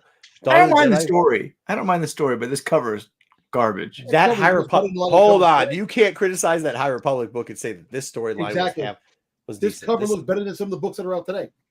No, it doesn't. It doesn't. This is garbage. This is worse. I won't go that far. Dom, you did not hear a fucking word I said, and obviously have not read this book. This book is worse than the High Republic book that Wayseeker just. No, this was not worse than the Tay Kodar story. Cover is better than the covers that are out today. No, this cover is horrible. He just likes dudes with that have V chests. It's because there's not a woman on the cover. He's like, this is great. There's a woman on the cover. It's awful. Nope, that shit sucks. No, Speaking of the first verbiage of Donna. Speaking of the first Dawn of the Jedi, actually by months is Dawn of the Jedi 0. This also has a second print. However, averages of this were $40. There was a high for $75. Much of it's not selling because people are asking too much because whenever they hear the word Dawn of the Jedi, also it got whatever. Anyways, I'm trying to sell some of these for too much, so don't buy them from me. But you are, but you know what? These have sold in lots for a very long time, and people have been flipping those lots for good money. So if you can get them when it's on its downturn, get it, because anytime you say that, like we talked about this before, right? Remember when they said Tales of the Jedi, and it's like, oh, it's going to be the Dawn of the Jedi. So this book got pumped and everything else, and remember the Ahsoka thing. There was a triangle in the Ahsoka thing, so all of a sudden the stupid ships that were on this book we're going to be hitting, you know what I mean? And it's not the case. And anyways, prior to that, hold on, speaking of stupid ships, prior to that, CGC 9.8s were selling for $99, and then a CGC 9.8 as of this last week sold for $215. But not a lot of people are buying into it. Yeah, good job, man. Yeah. If you got that, way to milk somebody. All right, finally. There's also a second print of that one that goes for a little more. That's what I said. Yeah. I didn't say that. I just didn't cover it because it hasn't had a lot. No, it hasn't had a lot of sales. So I mean, like 0. So I mean, it just wasn't affected.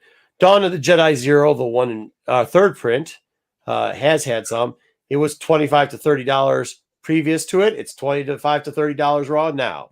All the grades seem similar. It did have. There was previously a 9.8 sold for $125. And there was a 9.8 sold for $84 question mark. Wayseeker, this isn't your listing. I won't tell you who it is. But here we go. This apparently is a 9.8 third print. What the? Nice. It's a 9.6. It's not a 9.8. Yeah. I erased the seller. I'm not trying to embarrass bonus the seller. Trade paperback. I'd be more interested in the bonus trade paperbacks because some of the Dawn of the Jedi trade paperbacks. It wasn't. No. This is there's two pictures. It was this and the backside of this. Oh. They copied, I think. Yeah, they copied a listing, and I think they copied a listing and threw it in there. Because the third trade paperback for Dawn of the Jedi is super rare. Which I can't remember the third series, whatever one that one is. There's Prisoner. That's the second one. Yeah, second third series is it Force Storm or is that one? The Force Storm's the first one. Whatever. That trade paperback goes for like 70 to plus bucks. Yeah, Force Storm's the first one. Yeah, whatever the third one is. Prisoner. Anyways, second one. But hey, dude, if you need to sell a 9.6, just copy and paste a listing and say that it's got a bonus. Just lie. It's a 9.8. Just lie. Say it's a 9.8. Yeah. So there you go. I mean, nothing in a 9.8 sold after the notice. This actually hasn't moved that much, but you still get your shape there. You still get your ship, your diamond ship that's supposed to make some big deal. All right, that's all we have for that. We will get it. We will get into some of the talk about Star Wars Unlimited, but I don't think now's the time. So we will switch over to. We don't have toys this week. However, since we have Rubin here, he wanted to talk before. Should we get into Bad Batch or should we do Rubin's thing? Whichever you want to do. Go ahead. All right, there we go, Rubin. Rubin wanted to talk about Christmas ornaments. Yes. I did want to talk about Christmas ornaments. Well, what happened was this past Saturday, I was in the Hallmark store and they gave out a book and they said, if you want to do pre-orders, they're going to do an event this Saturday. I'm pretty sure it's the same way at other Hallmark stores. And if you pre-order it, anything in the book, then you get like some 40% discount on your next purchase or something to that effect. But some of the Hallmark ornaments I thought were great, and I wanted to look into those. So if you want to start the first one. Mm-hmm. Yes, Star Wars, the merriest house. Basically, it says it right there, $134. I read some things about it. It plays a couple of things. The main title, the Imperial March. It does not need a power adapter. It already comes with one. And if you care, the dimensions are 6.9 by 8.4 by 5.4. Those are all in inches. For those people that don't know, a lot of the Star Wars stuff, especially the stuff that links up together, we covered those last Christmas. Wayseeker did. There's a certain power cord that you have to put in for them all to link up and play together. All right. That's cool. I like that one. I do. I'm not sure I like the price of it, but you get it for a discount when it goes next Christmas, after Christmas is over. Yeah. This one right here, the C-3PO and the R2-D2, $29.99. It is battery operated, and it is also motion activated. So you just walk in front of it or wave your hand, and it'll go. And the batteries are LR44, and its dimensions are 3.1 by 4.7 by 2.3. We're covering batteries. All right, good stuff. Jedi's excited. Jedi perked up after being asleep for about 30 minutes for this one. Next slide. This one, of course, I'm buying because it involves Vader. This one, you also need batteries for it. It does play the scene from the Obi-Wan show. It being the price of $34.99, I thought the size of it is actually not bad. 5.5 by 3.9 by 3.3. So it's a pretty good size. Is this a linkable or is this another one you need a battery for? This is not linkable. This is not linkable. Wow, it looks terrible. I like it because it has Vader on it. Grogu. You will need a Keepsake power cord for this one. This one, I'm not. It is light and sound motion activated also. And that's expensive. This one is more than the freaking the Obi-Wan and Vader, which is makes sense. And this one's actually smaller, 3.8 by 3.04 times 3.8. Well, it's one of the linkable ones though. It's part of the set. It makes more sense for that reason. Well, for that, it doesn't make more sense, but it also has the right number of fingers for Grogu, unlike Star Wars Unlimited. So that's good. Yeah. Of course, they're doing a 25th anniversary of Phantom Menace. This speeder bike doesn't make any sounds or anything like that. How big it is, 2.4 by 3.3 by 4.0. But the droid is also actually separate. And it's going to be a 1/2 inch by 1.5 by 1/2 inch. So you can put it wherever you want on the tree. Cool. $27. Hold on, I gotta come back someplace else. All right, 2-piece because it's This one I thought was going to be interesting if they were going to make a whole line.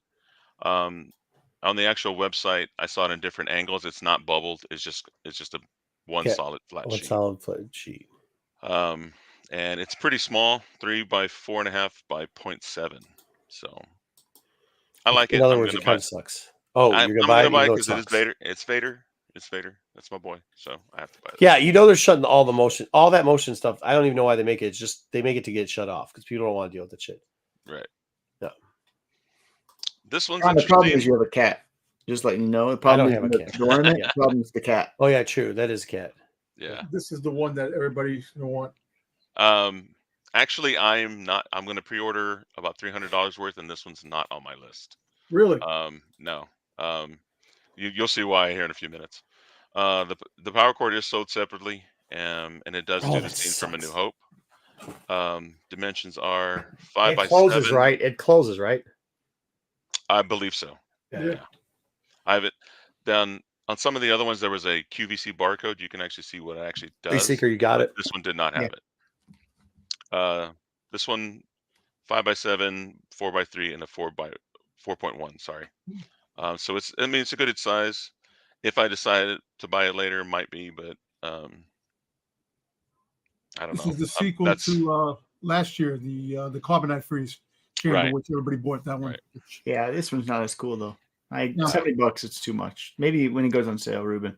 Yeah, that's what I'm thinking too. I don't know if this is going to go on sale. I think this would be a lot of. They'll buy it and you have to buy it in the secondary market for a higher price. And some of these are going to be available in July. Some of these are going to be available in October. I can look those up later if you guys needed me to, but I didn't want to go all that far. So, sure.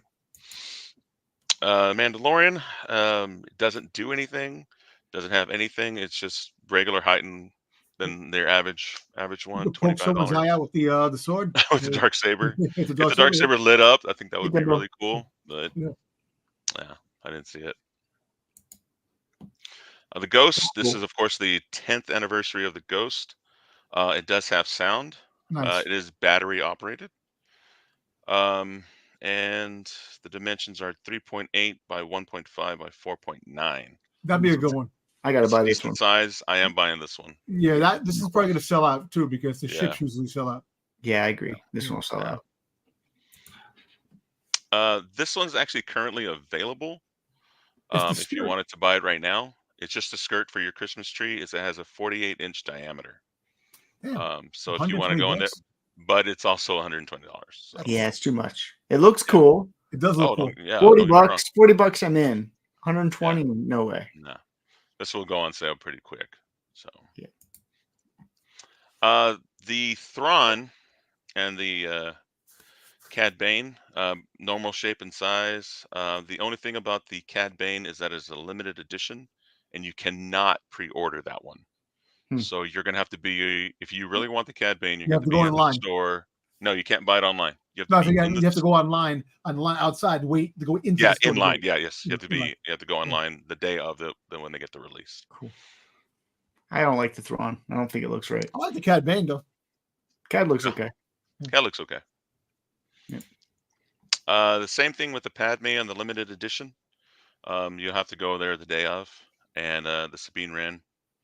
I like Sabine. Sabine limited or not? Sabine is not limited. Oh, good. I can get that one. The Padme and then the Jedi's got to pick that one up and just pretend the Sabe. Yeah, you could. There's no way in hell my wife lets me hang stuff like this on the Christmas tree. Star really? Wars That's related. off limits. Everything else is good, but the Christmas tree's off limits. No, not unless I have a little tree in my little man space here. Outside of these four walls, it ain't. What's up, Timbo? Is he talking about these right here? Yeah. Yeah. What are the inches on these? Let me 4 see. inches? Sabine. I know you. That's what you tell the ladies, huh? You lie. Sure, yeah. Sabine more is like 3.2 style, baby. Is what? Is what? Sabine is 3.2 by 4.6 by 1.5. Well, because he wasn't that far off. And I'm assuming the Padme is around the same size. I didn't actually put that one down since it was not. Now this is where my money's going. These are not ornaments per se. These are actually stocking hangers, and they interact with each other. They're both $100 a piece. The towers light up. The exhaust port lights up. When you put them together and you hit play, it reenacts pretty much every verbiage that's in the Death Star. The lights in the background, I don't know if you can see the 2 rows behind them. Whenever Vader is shooting or Luke is firing back, those light up. The actual TIE Fighter and X-Wing do come off. You can put them on your tree, but technically this is a piece together to hold your stockings. Yeah, so John, they do this wild shit. Like they got some wild ones where you These are the ones that will either be worth a lot of money or worth nothing in like 5 years from now. And you don't know which one it is. Now the size, and I'm looking at. Is it for the pair? $100 for the pair? No, it's per. It's per one. The Vader's TIE Fighter one, the dimension of just the background, not the TIE Fighter, is 6.7 by 6.3 by 4.6. And of course, the TIE Fighter is a little bit smaller than that. The Luke one is roughly the same size because they have the same kind of background. Yeah, I wonder what's going to happen with this because of the over. It's weird. This one's going to be a gamble, dude. It is a gamble. This one's a but it could really pay off. Like this could be like one of the $700, $800 ones in a couple. Because it is like a what too? Like what? Get the fuck out of here with this. You know what I mean? Yeah, exactly. And it's a bit. And Tony, you're right. It's a bit steep. Or Troy, I'm sorry, Troy. That you're right. It's a bit steep, and that's kind of like sometimes those are the ones that hit where they're just like. I mean, if this was maybe, I mean, I don't know what you could have it to be better, but I don't know. If you go to the Hallmark website, they have a video of all it does. I suggest you go there if you're thinking about buying it, because when I saw that, I was like, okay, I'm buying these. Rubin, shut the fuck up. You were going to buy it either way. No, like, maybe you're right. I don't know. Yeah, I'm right on that one. Okay. But go check it out either way. I mean, that's good advice to them, but like, let's not lie about what we're going to do here. Okay. Princess Leia. Princess Leia Pop. It is an ornament with light and sound. It's the Help Me Obi-Wan Kenobi. Help. It is battery operated. And the size is 5.2 by 2.9 by 2.5. So it's a decent size. Dom, you buy this one? I might. I like the hologram. I like that scene with Leia. So. I mean, so many batteries on your Christmas tree, it's going to be a fire hazard. This thing's just like... Lithium batteries, man. That's why they have those linking lockups. Right. Now, these two are actually the mini ones. The Millennium Falcon ornament is pretty small, 1.1 by 0.4 by 1.5. And the Bad Batch are roughly about the same size. So they're going to be very, very tiny. That's why the Millennium Falcon's only $10 and the Bad Batch is $19.99. Now, I do recommend that if you are going to do the Bad Batch, hold off till it goes on sale because you can still buy the older ones right now. It's not many people are buying those. Jedi, I know you had a question if you could buy a certain ornament. Did I ever show you what my mom does with these? She like makes different Christmas wreaths for them. So if it's like the Vader one, she has that on a Christmas wreath, and then it's all the playable like dark side characters. And then she does something else for the light side character. You can do that. That way you don't hang it on your wife's Christmas tree. She don't pay retail for these things though, right? She gets them on sale. My mom? Clearance, probably, right? No, my mom. She gets them as presents. But yeah, so yeah, she doesn't pay anything for them because she was a good mom. Oh, so she doesn't pay for anything. Yeah. So you don't pay retail for these things? Do I pay retail for anything? No, I don't typically pay retail for anything. No. Except for you go to Hot Topic. Right. Is that $20 a piece or $20 for all 5 of the Bad Batch or 4? No, it's $20 for those 2 helmets. For those 2. Oh, yeah. So can you get the others, or are those the only ones? Some of them are still. If you go to the Hallmark website, some of them are still available. Like right now is So like right now, there's a lot of clearance ones that I buy. I'll take your word for it. Yeah. Yeah, Hallmark's got a bunch of their stuff from last year on clearance now. It's a great time to buy them if you guys haven't yet. So there are 2 that are not on there. One of them is a Qui-Gon Jinn. That's 25th anniversary. $21 doesn't do anything. It has the same dimensions. And there's a Rebel versus Empire stocking that's supposed to go with the it's stupid stocking holder. That one side's Rebels and one side's Empire. I didn't add them because I had given up after all those slides and they were stupid. So I was like, I'm not putting them on. Oh, and by the way, the stocking holders do hold up to 5 pounds, just to let you know. Yep, just wanted to let you know. I'm glad we got all the specs. Thank you for all the specs on those. Hey, there's some people that were like, really? How big is that? So. Yeah, didn't I care about the batteries though? Okay. All right. You can get the blueprints on Rubin's IG. Just follow Rubin. Yeah, when I get them in, I'll definitely show them. Get the magazine in Hallmark. It has all the dimensions on there. So like my mom collects a lot of stuff. I'm not getting on that list. Yeah. I'm not getting on that mailing list, Dom. No way. Yeah. You don't have a Hallmark store in your in Hawaii? I wouldn't know, Dom, to be quite honest with you.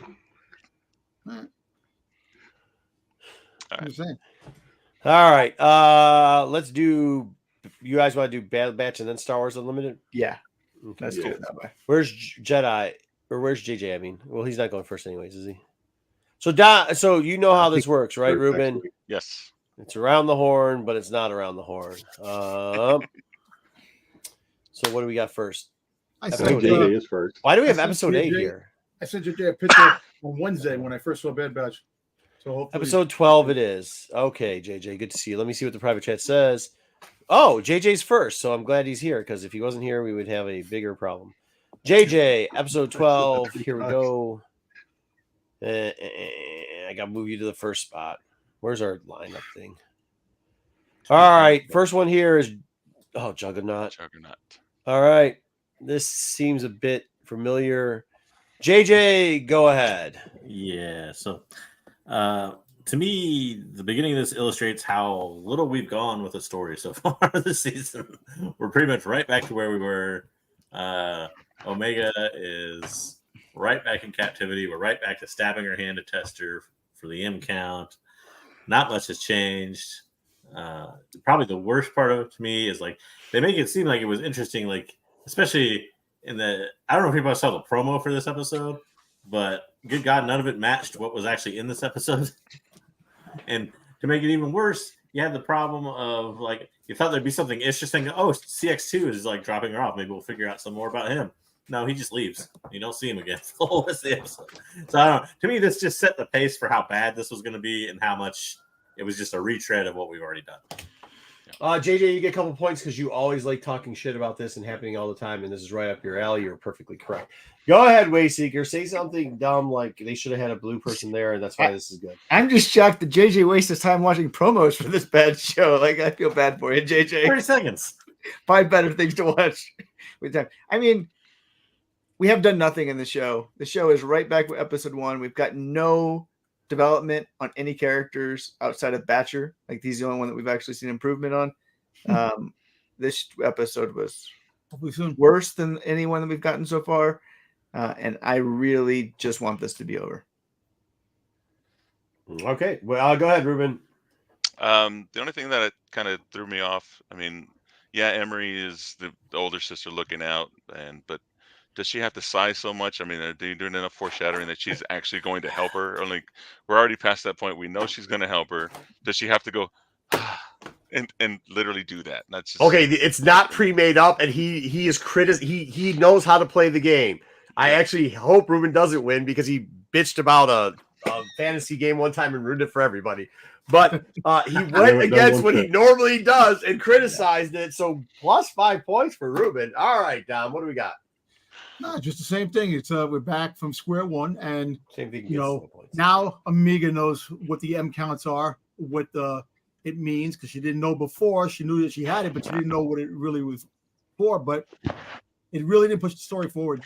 Really, the M counts didn't mean, and they made M counts not even make. It doesn't mean anything. All right, JJ, go ahead. Or I'm Jedi. Sorry.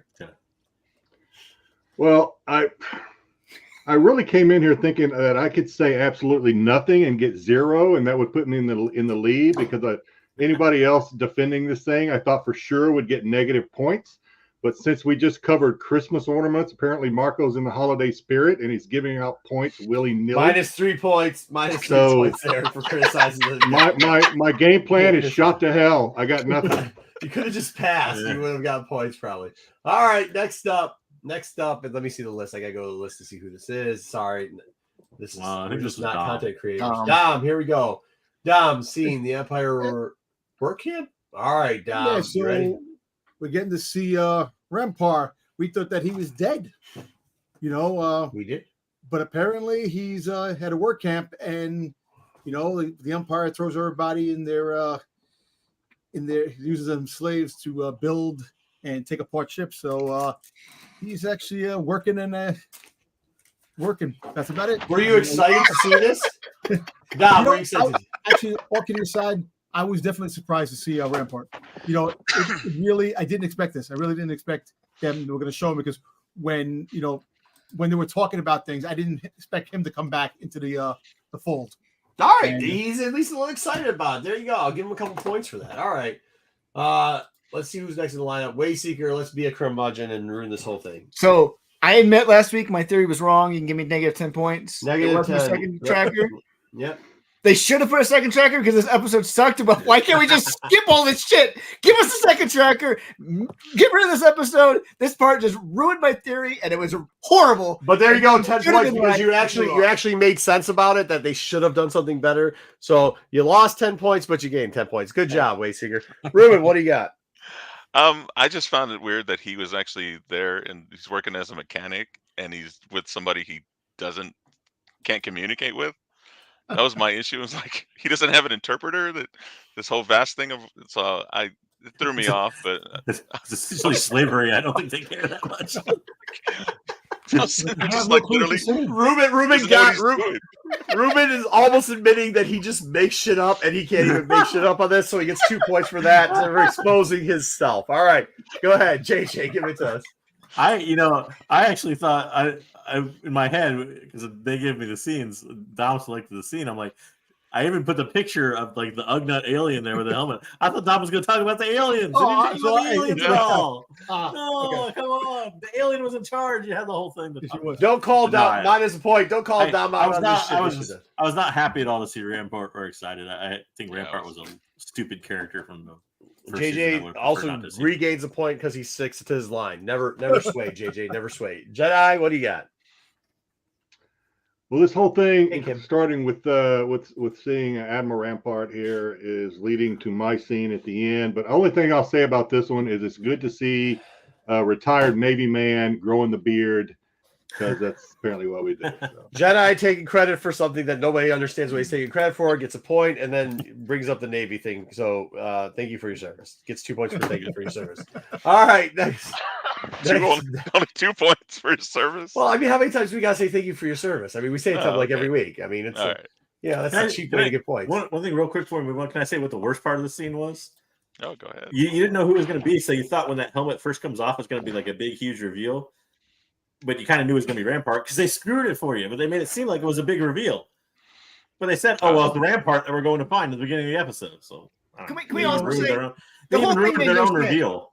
The whole thing made no sense. Crusher's like, I didn't want to tell you where Rampart was because I didn't want you to find the base. You literally took him to a base like 10 episodes earlier so they could find out where the thing was. You helped them earlier find Tantus, and you're like, I didn't want to help. That's why I didn't tell you about Rampart. It made no sense because you all. Why does Wayseeker get time to talk right now? I don't understand. It made no sense. The whole thing made no sense. The whole writing sucks. We're off the rails. All right. Muting Jedi. That made sense for Wayseeker. All right, Wayseeker's in the rock seat. He gets the next bit here. Wayseeker's is Turbo Tank Chicken. And he might be losing a lot of points here. Okay, Wayseeker, go ahead. This was the only good scene of the episode. I was really reading my book while I was watching Bad Batch, and there was no point where I put my book down except for this scene, because this was like Fast and Furious meets Star Wars, which just shows you how bad this is, because I hate Fast and Furious, and Fast and Furious is better than Bad Batch. So give me more Fast and Furious and less Bad Batch, and it'll make me happy.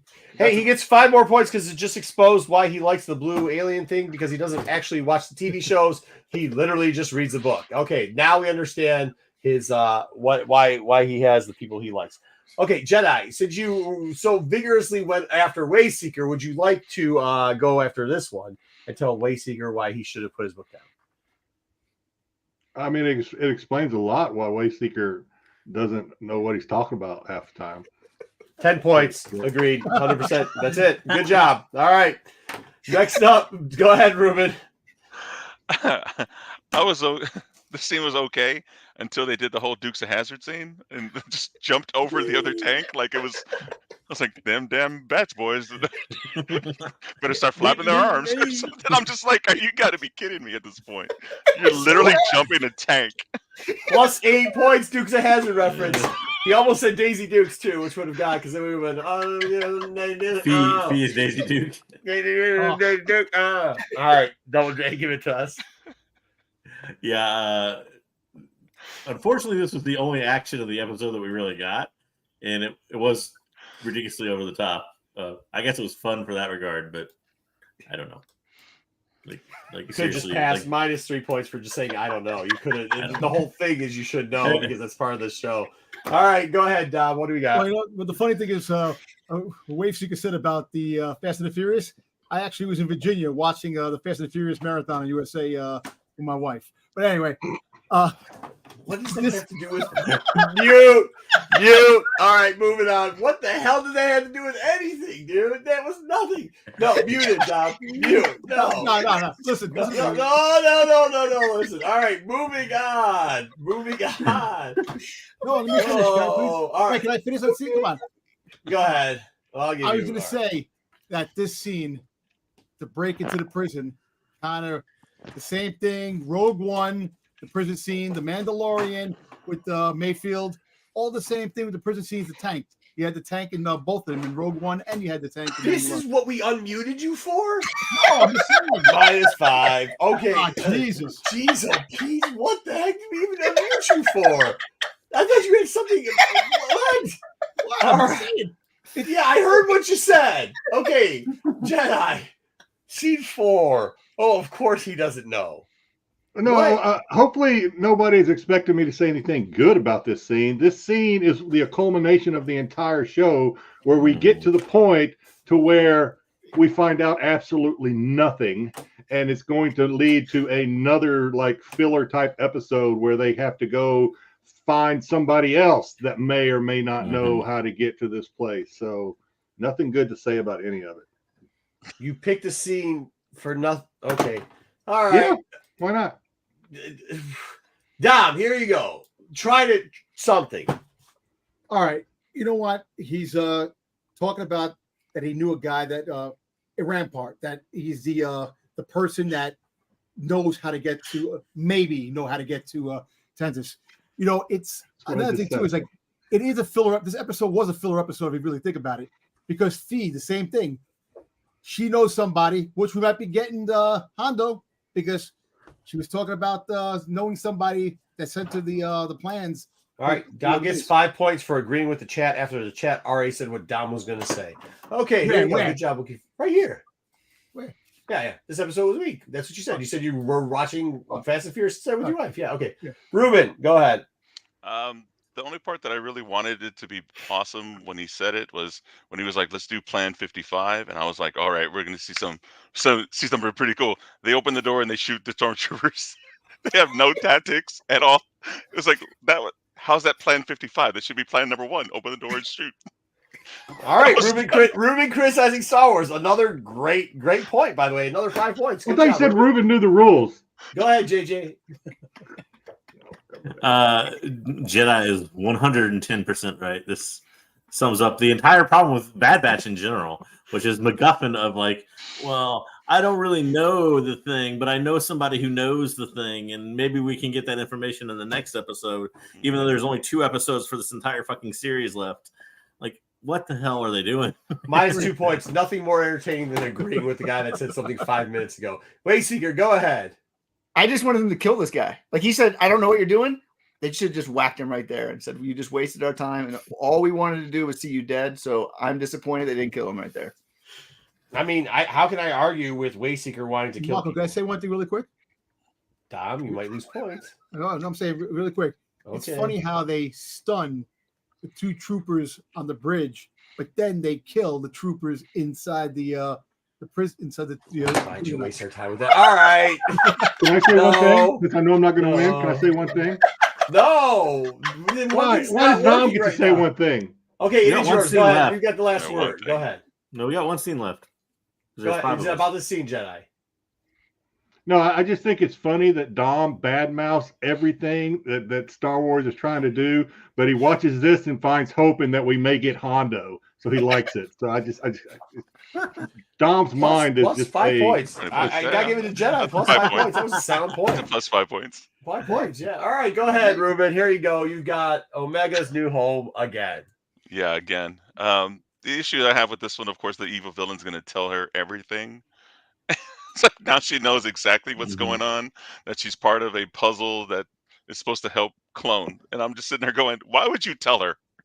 Why would you say those words to her? She doesn't know anything about end count. She doesn't need to know. Just put her in the room and that's it. You're done.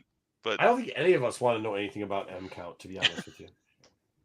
All right, go ahead, Dom. Give us something. Well, I was thinking that they kind of messed up because they could have made this the surprise when they opened up and showed the kids in there instead of the episode before with Carr.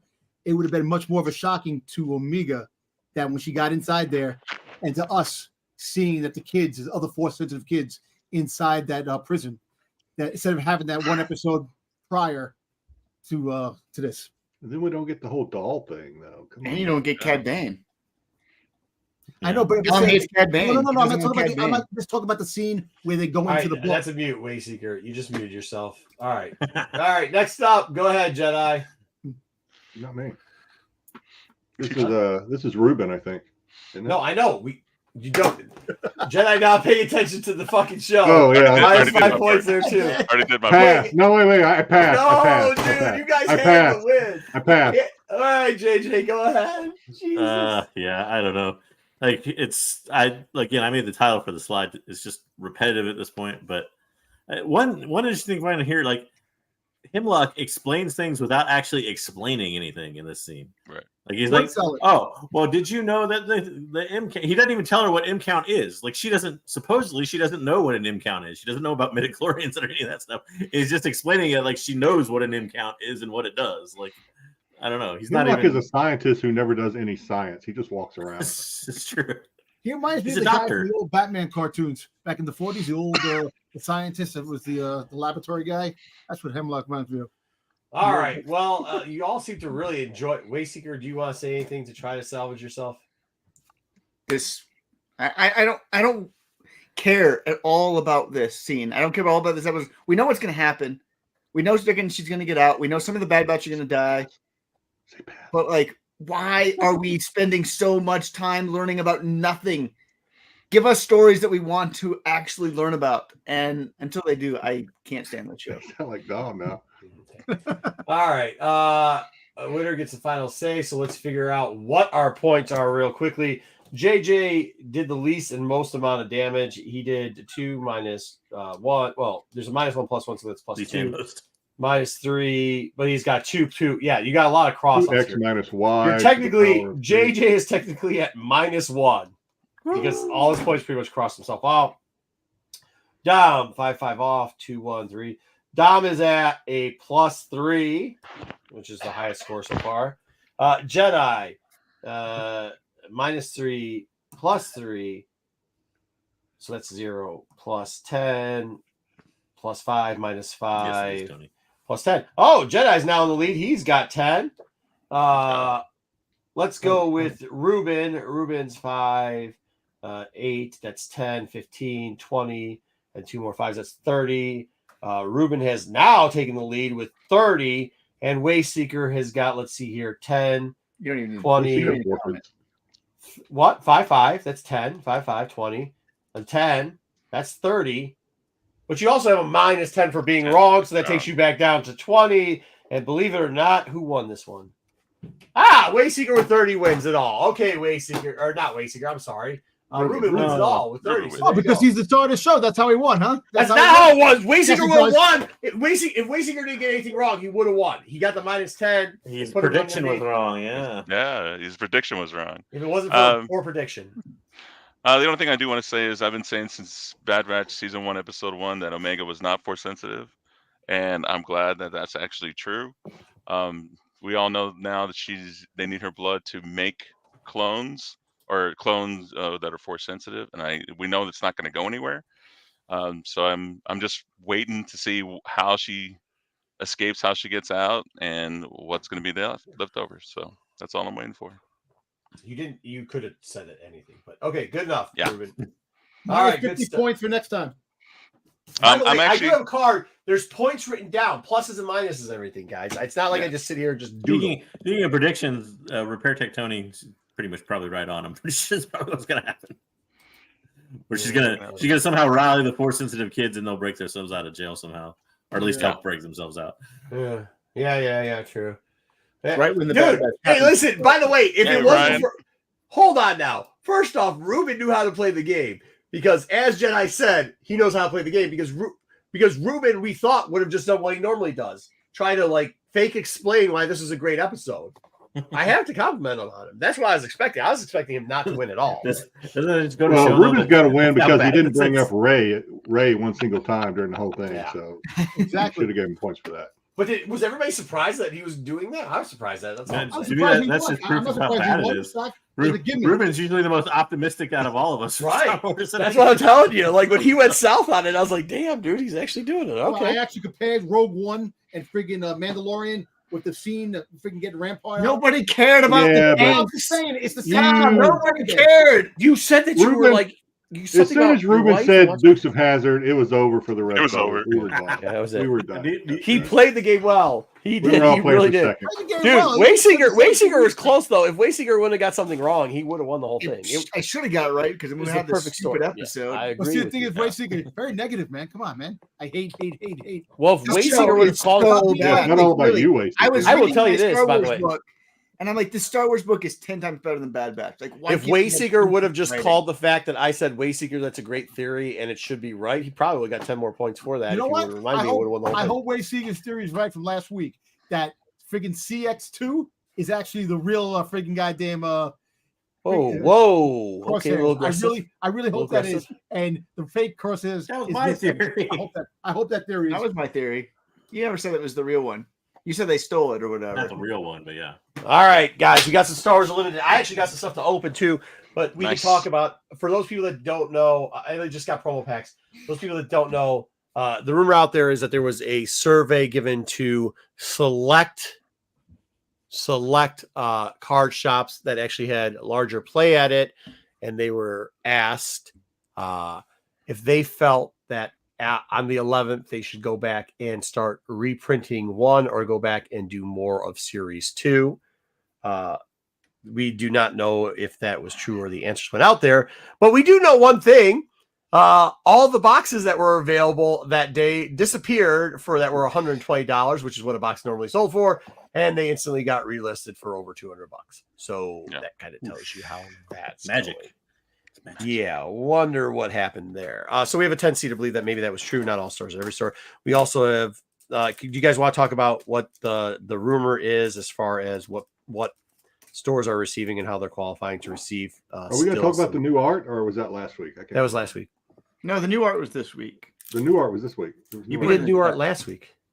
No, we did the new cards. Then they showed all that art that you put in the chat. Oh, I didn't do all that other new art yet. We'll do it next week. What it's in the chat? I can throw it together real quickly. You put it in the chat. You created a list of it all. Oh, damn, dude. I would have done that instead of ornaments. So you want me to throw that together? Don't worry about it. Yeah, we can do it real quickly. But before that, we got the promo pack. So I'll open up a couple of promo packs. Once again, I played 2 games. I played Draft Style.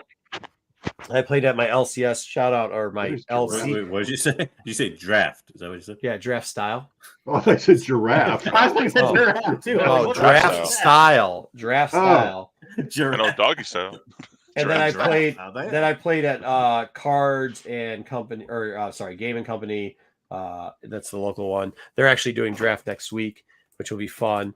I did pretty good there. The other one, I keep hitting the same guys over and over again, and it's like Wayseeker. Like I just hit Wayseeker's little ass over and over again. So it's making it better, Marco. It is improving. I do wonder a little bit. Supposedly, there's been rumors, and how true it is, I don't know, but I've seen actually some of it, evidence-wise, that the distribution of what you get in packs is not completely even necessarily. Which is not unusual for trading card games, but how so? Explain to the layman what you're saying. So basically, like if you were to get, for instance, a certain rare card in a box, that usually in that same box are the other rare cards to go along with. There's another legendary card to go along with it. We've seen that on a couple boxes so far. Yeah, that means there's a bunch of boxes. Correlation issues. A lot of people are saying with the boxes. And by the way, we'll go over some stuff too with some of the pricing in a little bit too, because it's been interesting with the pricing of those boxes. Oh, Yoda, not the best one, but that's all right. That's all I got actually, because product's getting thin. I could have showed what. Oh no, actually, I got something else because I could show what I got in the draft for the draft stuff. But do you guys want to talk about what they're supposedly giving and what the minor qualifications are while I go and grab that real quick? Sure. Go ahead, Wayseeker. Yeah, so stores right now who are doing organized play at a large enough scale. And some people are saying it's averaging 12 players, or some people are saying 16. I don't know exactly which one it is. But you have to have at least 12 people, one way or the other, maybe more, in your organized play, weekly organized play. Those stores get 3 cases of product to run their events. And so a month, right? A month. So they'll get 3 cases. They got 3 cases in April, they got 3 cases in May, and 3 cases in June, and we'll see what happens after that. And so basically 3 cases is enough for about just in general, a draft is about 3 boxes, so a half of a case. So you can run about 6 events if you're doing draft, or not even that if you're doing sealed. Sealed runs about a case because you need twice the amount of packs to run an event, and so not very much product.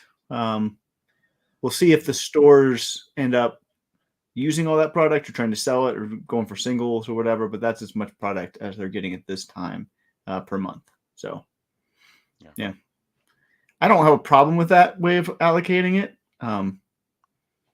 It is strange, though, that some of the big stores where you could have 50, 60 people in a tournament, they're going to run through those 3 cases in like 1 or 2 events. That's the downside. And the stores that have a maybe more rural or a lower player base aren't getting as much either. So if say they only have 12 or 8 people or whatever, that show up for a weekly play event. They're only getting boxes, so they don't have enough to cover even those 8 people. Yeah. The main issue that I'm having is no store in my city is selling anything. So I had to order. I had to order online, and I'm actually doing the whole whatnot thing.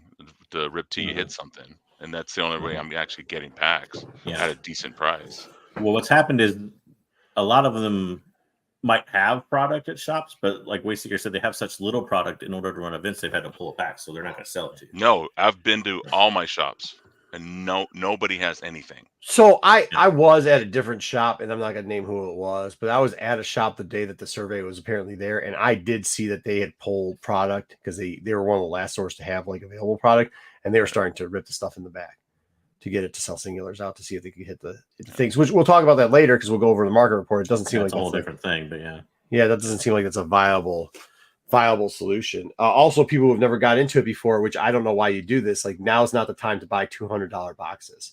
Because we'll look through some of the cards, but like, No, I was just going to say that I'm in the same position. As big a city as Honolulu or whatever, same position that Rubin's in. None of the LCSs here have it, and the only way, I mean, I got lucky and got a couple of boxes off Amazon, which they're apparently now not listing them anymore either. But the rip till you hit is really, he's absolutely right. That's kind of the best way to get cards right now, and you're probably paying, what would you say, Rubin? You're probably paying, depends on how soon you hit, right? Rip till you hit is you keep opening packs until you get a legend, a showcase, or 2 rares, whatever the seller sets the rules as. You just keep opening packs until you get it. So you can get commons and unlimited to kind of fill your decks out doing that, but it's really the only way right now that I know of. Yeah, I actually did a couple of rip to your hits. I got some pretty good cards, but a couple of days ago I did a rip to hit. I paid $38, and the first pack I got a showcase Han Solo, and I was like, "Oh my god!" Sweet. And then I did the same show again. Well, I did the same show again. You got to stop.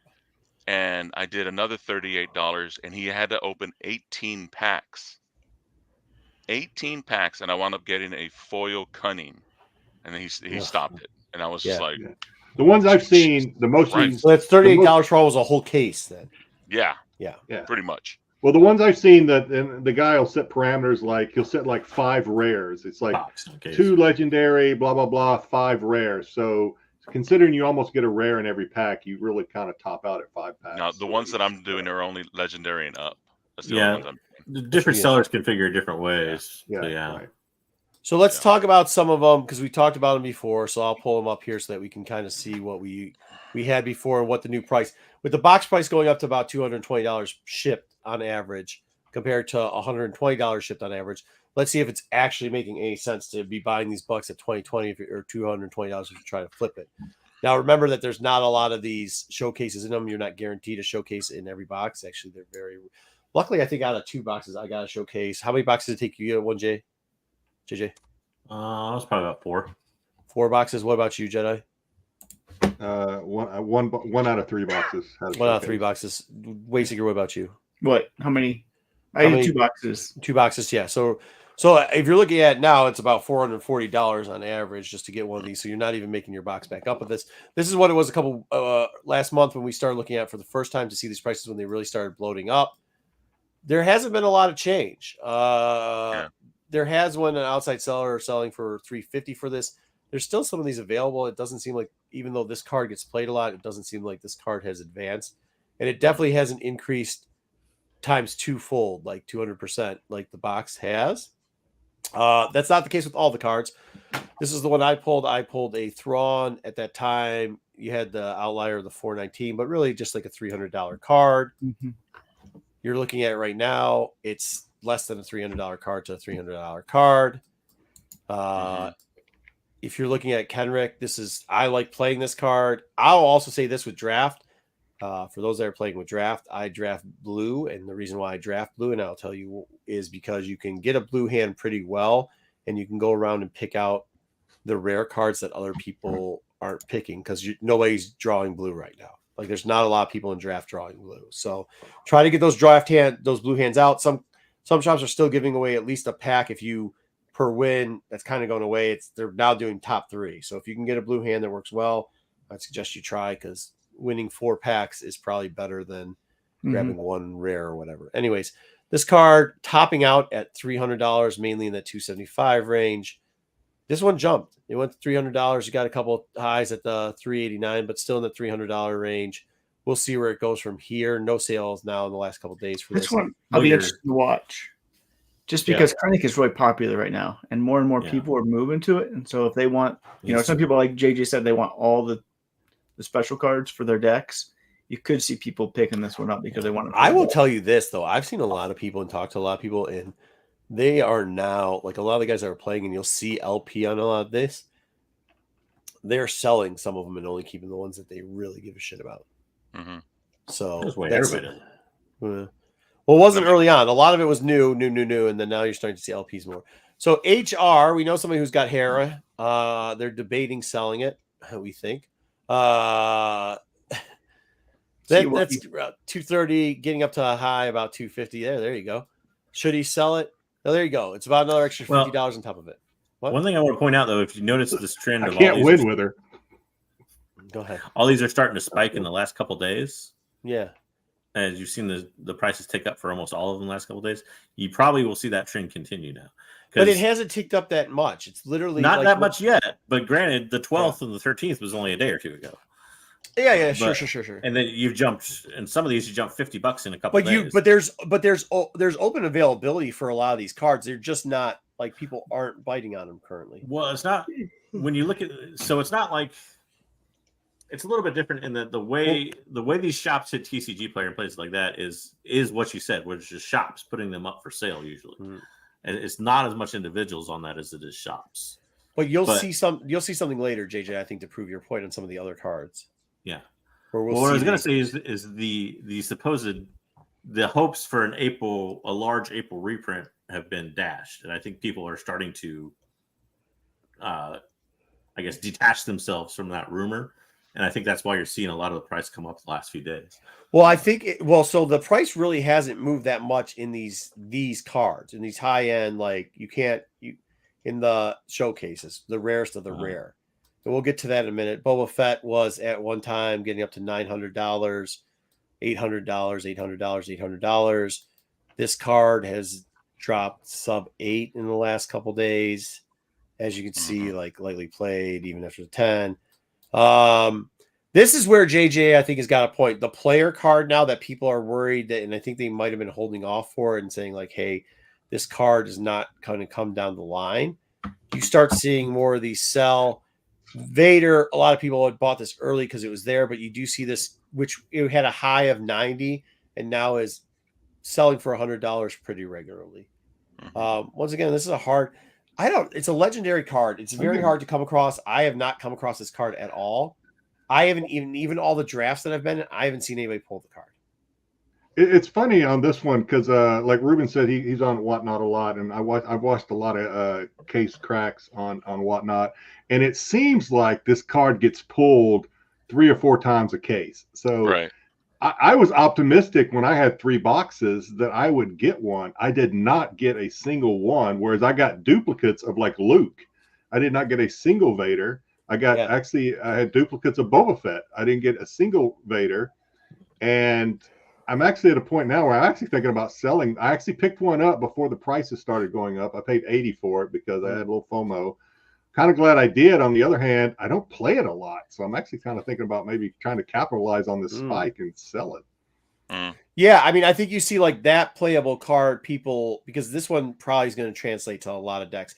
I do know that a lot of the other cards hadn't moved that much because I think with the new cards coming out, they're seeing strategy that's going to be able to, like the Boba deck. We'll talk about it, but the Boba deck's $80. Well, sorry, 60. It's about 60 average for the other card, right? Just for the plain version of it. That did it change at all? It went up like $4. But I think part of the reason why was because this is the meta card. And I think that you saw with the new layout of what they're doing with 2 and people not worrying about it that much, that, like, they know they're probably going to have a chance to take this card down where we don't see anything that competes with that Vader card, which is still for playability reasons. So then we got Luke Scout. Go ahead, JJ. I was gonna say one thing too. If you have, let's say, for instance, if you have some Boba cards you're not using, or a Vader you don't think you're going to use, and you do want to sell it, now is the time, probably, or in the next couple of weeks, to get rid of those what we would call lightly played cards, which means it has some kind of defect, like a print line or. See right there, 6150 LP. Yeah, what you call whitening, which whitening is basically like edge wear to a corner, to a side of a card. If you have cards like that you want to get rid of them now, because people are not necessarily buying these for condition. They're buying these to use. Right. The time for that window will eventually close more and more as set 2 probably gets closer. That's what I was saying. Yeah. So get rid of those lightly played cards now if you're going to get rid of them. Like, you didn't see the increase so much in the showcase, but like you start seeing it in Vader here. I mean, not hugely, but it went from $90 its tops to like 100. So, at least you're getting 10. I think your big spike is still to come, though. That's my guess. Whenever you get the first big store championships, and I don't know exactly the dates on those, whatever that first store championship deck wins, like the big one, that's the deck that every net decker is people who don't know how to play very well. They just go online and they look for a deck that they think they might be able to win with. They'll net deck a deck, and those are the cards. The only thing is what happens is if that event happens right as they're releasing 2. I think it happens every set has their own store championship. So I understand that, but what happens if that happens right as they're releasing 2? He's saying, like, what if they release 2 like 2 weeks from that thing? It won't matter. People want to win their store championships. Yeah. So they won't be all in the same weekend. So it'll be like over a course of a month, there'll be store championships. So that because of the shortage, I've heard weird stuff about store championships too. All right. Anyways, I mean, I get that point of it, but JJ, did you have something to add to that? Well, no, I was going to say it's a little bit like comics and movies. Kind of, it would be a good comparison in the fact that you're going to see that spike in a certain time frame. And I think Wayseeker's right. I don't know that we've reached the peak yet. Once you reach that peak, then it falls pretty quickly. Yeah. So. Here we go with Luke. Luke actually has gotten more playability over the last, and this might be to your guys' point. Since we showed this, I've started following him a little bit better. When the last couple of weeks it went over, we went up. This is probably one of the bigger gainers from like sub 50 to now $60 regularly. And this is one of the ones that I think is getting in more decks. I think this proves kind of Wayseeker's point and JJ's point that the playable card, once again, the playable cards seem to be the cards that are going to be moving a little bit better. That doesn't stand well for the showcases as much as it does for some of these other playable cards. But still, if you're paying $220 for a box now, like for those people that held on to the cards early on, hold on to them. But if you're paying $220 now, it's going to take a lot of $60 cards to get you back to where you're going to make a profit on that. Answer Terry's question about proxies. Okay, I didn't see Terry's question. So, what's that? I was asking Wayseeker if he wants to answer Terry's question. I was trying to look up when the store did. Does the game allow proxy cards? I mean, if you're playing casual, they'll allow proxy cards. In any tournament, they're not going to allow proxy cards. Anything like that. What is a proxy card? There you go. Create a proxy card. Yeah. You just make your own version of it. You might just write down it, scribble a little cute little picture on it, put all the words on there, and you just print it off yourself. But I mean, I think those. There's another card that's there's 2 more cards that are kind of making their way up. So maybe we'll cover them next week as ones that are going to spike. But I do think there's everything that I've always thought about the card industry is kind of happening now. And it's like, wow, it's really, really, really interesting. But the cards that are being played are these 2 and maybe a couple more. So watching those are going to be good. But if you're hunting for, like I said, I don't, do whatever you want to do. But if you're hunting for, like, if you're like, cool, I pulled a $60 card, but you've been paying $220 for boxes, I'm really not sure that's the way to go. And for some of it too, it doesn't sound like some of the pull rates, especially considering people are getting cases, it doesn't seem like some of the pull rates are worth it from that angle. You know what I mean? Like, I don't know. No, yeah, that's pretty spot on, I think. Yeah, it's that way in a lot of card games. So to be honest, the box, a sealed box, is not always necessarily worth what the cards are worth inside of it. If that makes sense. Yeah, which is weird. No, that doesn't make sense. But I mean, that's what's happening. Is like, yeah. No, that's how it always is for most games. Again, you're going to have one box that's going to make a lot of money usually. It's very abnormal that you get your money back on most boxes. Like that's kind of where the game has been at recently. Like Jay opened a box, like I made money. Jay opens another box, he made a lot of money because he got a showcase. And this third box, he didn't make money on. It is rare that if you had 3 boxes, it's rare if you would open up one to make money on. Right. In most games, 2 would be astronomically rare. Yeah, because I hit the bubble in the one, and then I hit the other. But that's not how the game has been because of the scarcity. That will not be, hopefully, how things are in set 2 going forward because there will not be the same level of scarcity. We'll see. We'll see. And so I think they're making the right decision. If the survey is right, that they're printing more set 2 over set 1. But it does suck for people who are looking for set 1 product to fill out their sets and to make their decks. But do you think people are just going to move on because like they're once they chase to have the better deck to win tournaments? Don't you think? Oh, there you go. Real quickly, I want to show before you do that though. Let me show the just pull that up, pull that down real quick. Before we do that, let me show the couple things that so while I was doing this is what I was talking about when I was doing the draft, and it's kind of my strategy. I want to think what you guys are thinking about. Since I pulled blue, and blue was sticking around through the whole pack till somebody mentioned it, because for draft everybody has 3 packs of cards they give you, right? And you pull one of your card, then you either take the rest of your pack, turn to your left or turn to your right. That's after you pick a hero. So I picked blue because nobody's picking it. After the first pack went through, somebody mentioned that blue's not there. So another guy took out his phone and started looking at what rare cards were and started pulling blues too. So I didn't get an awesome blue deck, but it did work the week before for me where I did okay. So the pulls that I actually pulled besides that was Thrawn's, the Chimera, Thrawn's old ship. And then I don't have one of these. So because it's a double red. use that card. I use that card quite often, actually. It's a double red, and so I just kept pulling legend because I was doing blue. I was setting up my deck of that. I had options to pull the legendaries that people were not pulling, and then I pulled the Millennium Falcon too. Nice. Yeah, John, I don't think we know. So what they're trying to do is focus on what they're going to reprint first. Or what they're going to focus on printing more of first. I think somewhere down the line they will print more set 1. I really believe that. I will tell you this. I don't think it's imminent. And John, people are realizing that it's not going to be happening soon. And I will tell you this, when the stores, like the whole rumor with the survey and everything, bro, it was just too coincidental that all of a sudden all the product from all the stores got pulled. You can't get new players into the game without having some product for set 1. I don't know how big of a reprint it's going to be. It might not be. There's just not enough product for that.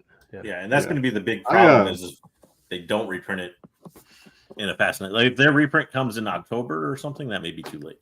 Yeah. Can I say something? Why can't they, when they do the second, the second series, add the first series cards in the second series? It's not how the deck. I actually looked a lot into it. I found out where they actually print it in Texas. It's not how it works. No, because it's printing. Do you guys think that when they print the first set again, that all the prices are just going to go down? I think the prices are going to go down. The prices are going to go down as soon as they need to go down. They need to go down. They would need to. Yeah, they need to get these prices down. Yeah, the only difference would be is if there's, and I don't think there will be this, but it does happen in some card games where there is a way to mark the first edition versus the second. Versus if they stamp it with a different hologram on the rares and the legendaries, something like that, then you might see single prices remain high, and even box prices remain a little bit high. But I don't know right now. This is more of a players-driven game than it is a collectors-driven game. So I don't know in the long run whether or not that'll matter that much. I guess it's kind of what the story was telling with the market report that we just went through. Is like the showcases aren't really having, even though neither one is having the box, which is weird. But I think that's because of the new era of stuff, right? Like because of YouTube video box breaking and blah blah blah blah, and then everybody getting on it. But like they're not having this, like the percentage going. It almost doubled, where the average card, unless it's a playable card, didn't see anything but like a 2% increase, right? Where some of the playable cards you got 15 to 20% increases.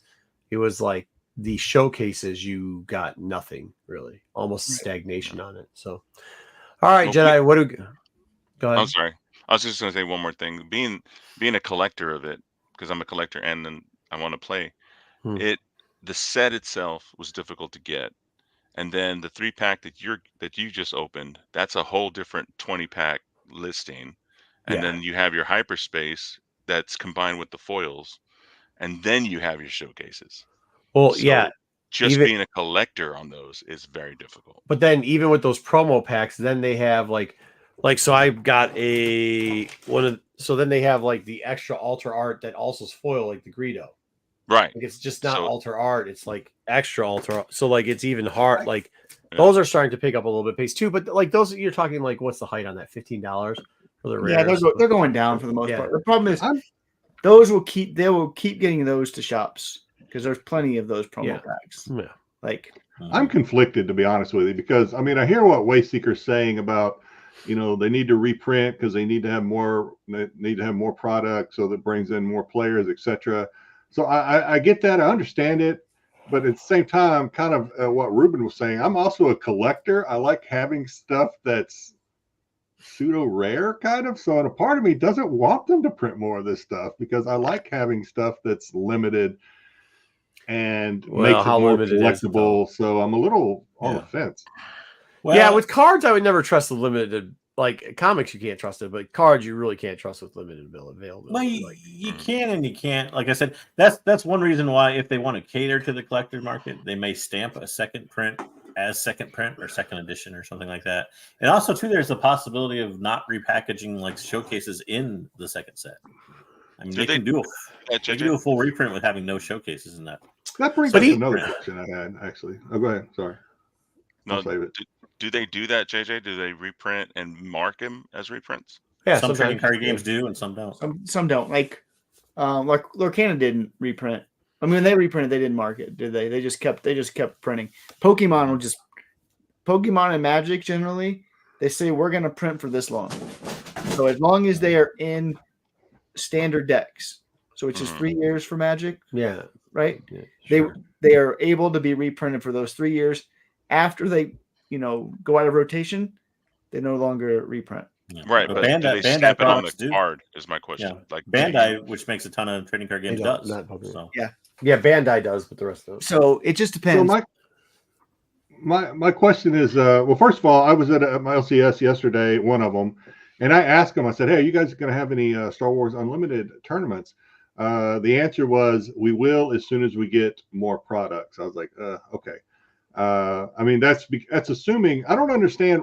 I guess it's to sell. There's always money drives it, but people that already have established decks, why can't they just have tournaments or playtime for people to bring their own decks? Why does it have to be draft? They should. Like this store didn't seem to want to, because they said that until they get more product, they don't anticipate having any tournaments. Make very little money off. Yeah, I was about to say you make far less money that way. Yeah, I guess I see that point. Right, but I mentioned, but $10 in 3 hours, 4 hours for the event, like per person, and then you're still gonna have to pay a TO at the time or somebody's. I mean, you're gonna have to give them something, whether that's, if you're not paying the TO, you're gonna be giving them something, and then you're gonna have to give money or future store credit. Why can't you just have a cost, a buy-in cost? Jedi, like you should be a TO. Jedi, you should be the TO and do it for free, and then they have that taken care of.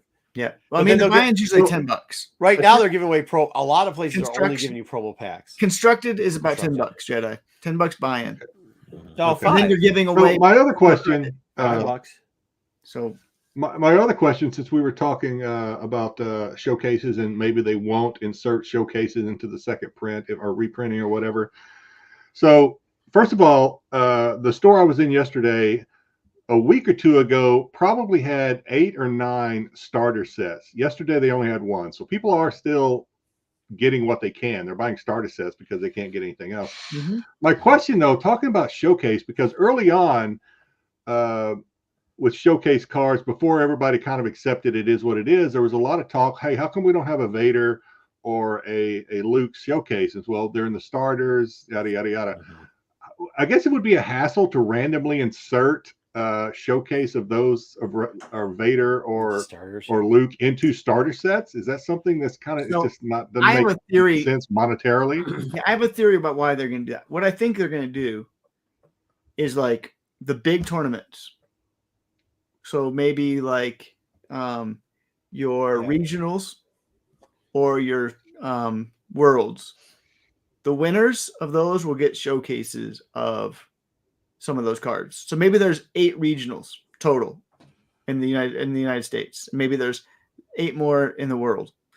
So there will be 16 showcases of Vader, maybe. Or maybe because you got to remember the pre-release, they gave you the foil version. Damn, Rubin, right? you have to pay up for those. So those will be exclusive to your winners for the big tournament. Yeah, that's And they're wave two. Your starter deck leaders are Mando and what's his name. People are going to want Mando too. I mean, I'm sure there'll be another tournament. Maybe they'll. Yeah, we'll see how the tournaments go out, how the steam goes out. I mean, Lorcana has cash tournaments, the 5K tournament. They had a really bad one this week where like they had supposed to have 100 some people showed up and signed up, and then last minute like 80 of them canceled. So it was like 50 people in Florida. But those ones get special prizes too. You get cash, and then maybe you have also you'll get some other prize. So I think we will see those very selectively given to players who play the game, and then the secondary market. You're right; those things will be expensive for digits. You also sometimes see them given to judges and other people that participate in the tournament that way. Yeah, that's what I was saying. Like those cards, like the pre-release card was a foil for Vader. I think so was the judge card. Are they going to do a pre-release set too, similar to that? For every set. Every set they'll be the week before. Yeah, they already talked about doing it for wave 2. Oh, you're talking about pre-release. Pre-release because what you don't know about the pre-release set is it comes with a foil version of those cards. So like I play with a foil version of Vader, like every day. Like when I play with my constructed deck, I play with I was blessed enough that somebody locally gave me one of those. So I've seen the sets, the sets of Luke and Vader. Those pre-release foils sell for about $100 a set. The ones I've seen. The judge ones do. I don't think the regular ones do, but maybe those are the judge ones. Or the judge ones signed or something. Some of them look like they're stamped. They're stamped judge. So all tournaments will have stamped. So it'll be really fascinating to see how that goes. So like the store, they're not called store champions. They're store showcases. Basically, I forget what it is. It's some uncommon or rare is the unique foil, but they'll be stamped top 8, top 4, second, and first. So top 8 will be the people who made the top 8 but lost together. So they don't differentiate 5th, 6th, 7th, and 8th. They all just get 8th place. Those people. Chad, I clicked through this art while you're doing it. These are new art cards. You'll get those stamps, and it'll be really fascinating to see this. Do people pay a lot more for a stamp that says first place, or do they not really care? I don't know. So what we don't know from this art is what the actions are going to be, right? So they did hint that the Forlom Zuckus were going to have like a contributing act. They're going to have a tandem power ability. Tandem power, right. Yeah. And I would assume the same with Echo. Some of the Bad Batch that they're going to show too. Yeah. So. Yeah, you'll probably see some of that, like you have with Spectre right now. I like the four. Hey, look, dude, they gave us a good Java card too. I know some of you didn't. There's one in here Dom's going to love. It's the Salicious Come card. So I guess this card's going to help Salicious Come or help Java with like getting more tricks or doing something like that. We'll see. I'll be honest. I know some people. Go ahead. I was going to say this one they said is from Legends, right? So they're bringing Legends into this character. Is it a Legends character or something? Or maybe a video game character. They said something special about this guy. I don't think it's Legends. I don't remember what it was, but yeah, it was video game. Yeah, dude, really, this is what we got. You know what this is, Dom, right? That's the pearl. Crate. Yeah, pearl. This is what you want right there, Dom. You have to buy this whole set. Hey. I like the art for this one. Yeah. Yeah, I know JJ criticized the art as a whole for this set, but I'll be honest with you. I like the art overall for Young art. Solo. Why can we not get a good Han? Like every Han is so bad. Here you go, Dom. The showcase isn't bad. You got some pikes. Pikes. Yep. There you go, Dom. That's what I want. Yep. You're gonna have to spend a lot of money on this one, Dom. You think? Yeah, about an Alpha. What? People are saying about it. You think this is going to be a legend or? I wouldn't be surprised with the art and just the popularity. I would think so. Yeah, he's gonna want a foil hologram. So wait a minute. So if it's the Book of Boba Fett version of Boba Fett, is it going to be like dumbed down? I'm just playing. Go ahead. It's going to be the CEO, the CEO of it. There'll be a day when Dom will have a whole Boba Fett. Hey, every time you do it, you get to put somebody in the back of tank to heal. That's what his power is. They really liked it. If you haven't seen the video of, they really liked this character for some reason. I don't know. They went on and on about this guy.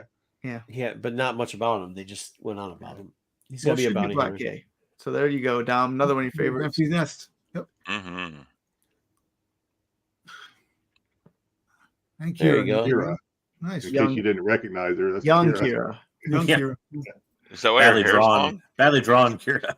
Look at her hands. She got big hands. Look like freaking Seinfeld. Giant freaking hands. Remember Seinfeld with the big hands when he was shooting his face? And the next one's the one I'm most curious what the ability is going to be, because I think the next one, if it's a rare or a legend, is going to be pretty sought after card. Yes, ooh, I like that. That's the that looks like a Disney, I love this art. This is great art for Afro. Looks like a Disney version of Dr. Afro, Disney cartoon Afro, like a original artwork they used to do for Disney cartoons. I want to play Matt. That's what I think that'd be a great play Matt. Mm-hmm. This is the last one. Awesome. Yeah, that's a good idea. I should talk to the people print out this as a playmat. Yeah. That's nice. That's it. But yeah, I mean, like some of the character, like fun, some of it's okay, but like, I don't know, man. I'm gonna get into this game late. Watch. You didn't show four-fingered Grogu. Everybody. No, I just pulled what Marco had in the chat. I didn't go looking for it. I just pulled what he had. They're. I will tell you that like some of them, I don't know. I'm not excited exactly about all the cards that they showed us. The first series looked like they had some. Are those gonna be promo cards? Or those are going to be the showcase cards in the. They didn't say. They didn't say. They didn't say what it was. Some of those will be common. Some will be uncommon. You might not even see some of it used. Yeah, I don't think any of those will be showcases. No. I think they they look like them. What? Okay. They look like showcases. Yeah, but I don't think they'll be. No, there's no way they're showcases. Last. Yeah, you're not going to be surprised. I'm actually on the side that I bet you get an Afro leader. Yeah, I would doubt you get an Afro leader. You might leaders. I just don't think that. I don't know if it'll be that art, but I think you're going to get an Afro leader. You don't think they're going to give us a Book of Boba Fett leader, though, do you? Oh yeah. No. Not that they already have. That's Fennec Shan, right? No. I didn't say all of them are going to be leaders. I just said no. I was just asking if you thought that because they are because the meta right now is like one of the metas is Boba. You could get a Black K leader if they wanted to get something from the show. I think you might. Maybe that's the only show so bad. I don't. That's like the dumb. You're gonna get the figure mod squad. All Wookiees. They're gonna make. Hey, it's just like you know what? No, you know what it's gonna be? It's gonna be like Kenrick, right? Or what's his name? Director. You know what I'm talking about Krennic. right now? Krennic. Yeah, he's doing like now. It's a late card where like everybody's like, why the fuck would you do that? And then it turns out to be pretty good later. It's gonna be one of the showcase cards that are hard to get. Thundercat. The guy who fixed Fennec Shan, in the little mod. Has anybody figured out IG-88 yet? No. Oh, I love that. I play IG-88 has become one of my favorite decks to play.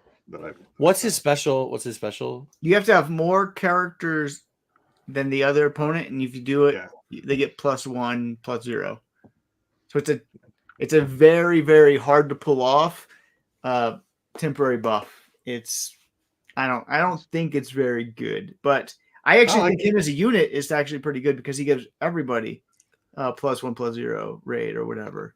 But his special ability, I don't think is very good. So you might prove me wrong.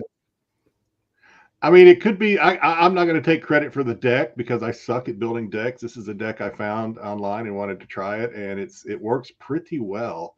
The only deck I had trouble beating so far is the Iden deck because she just prolonged it until she finally wore me down.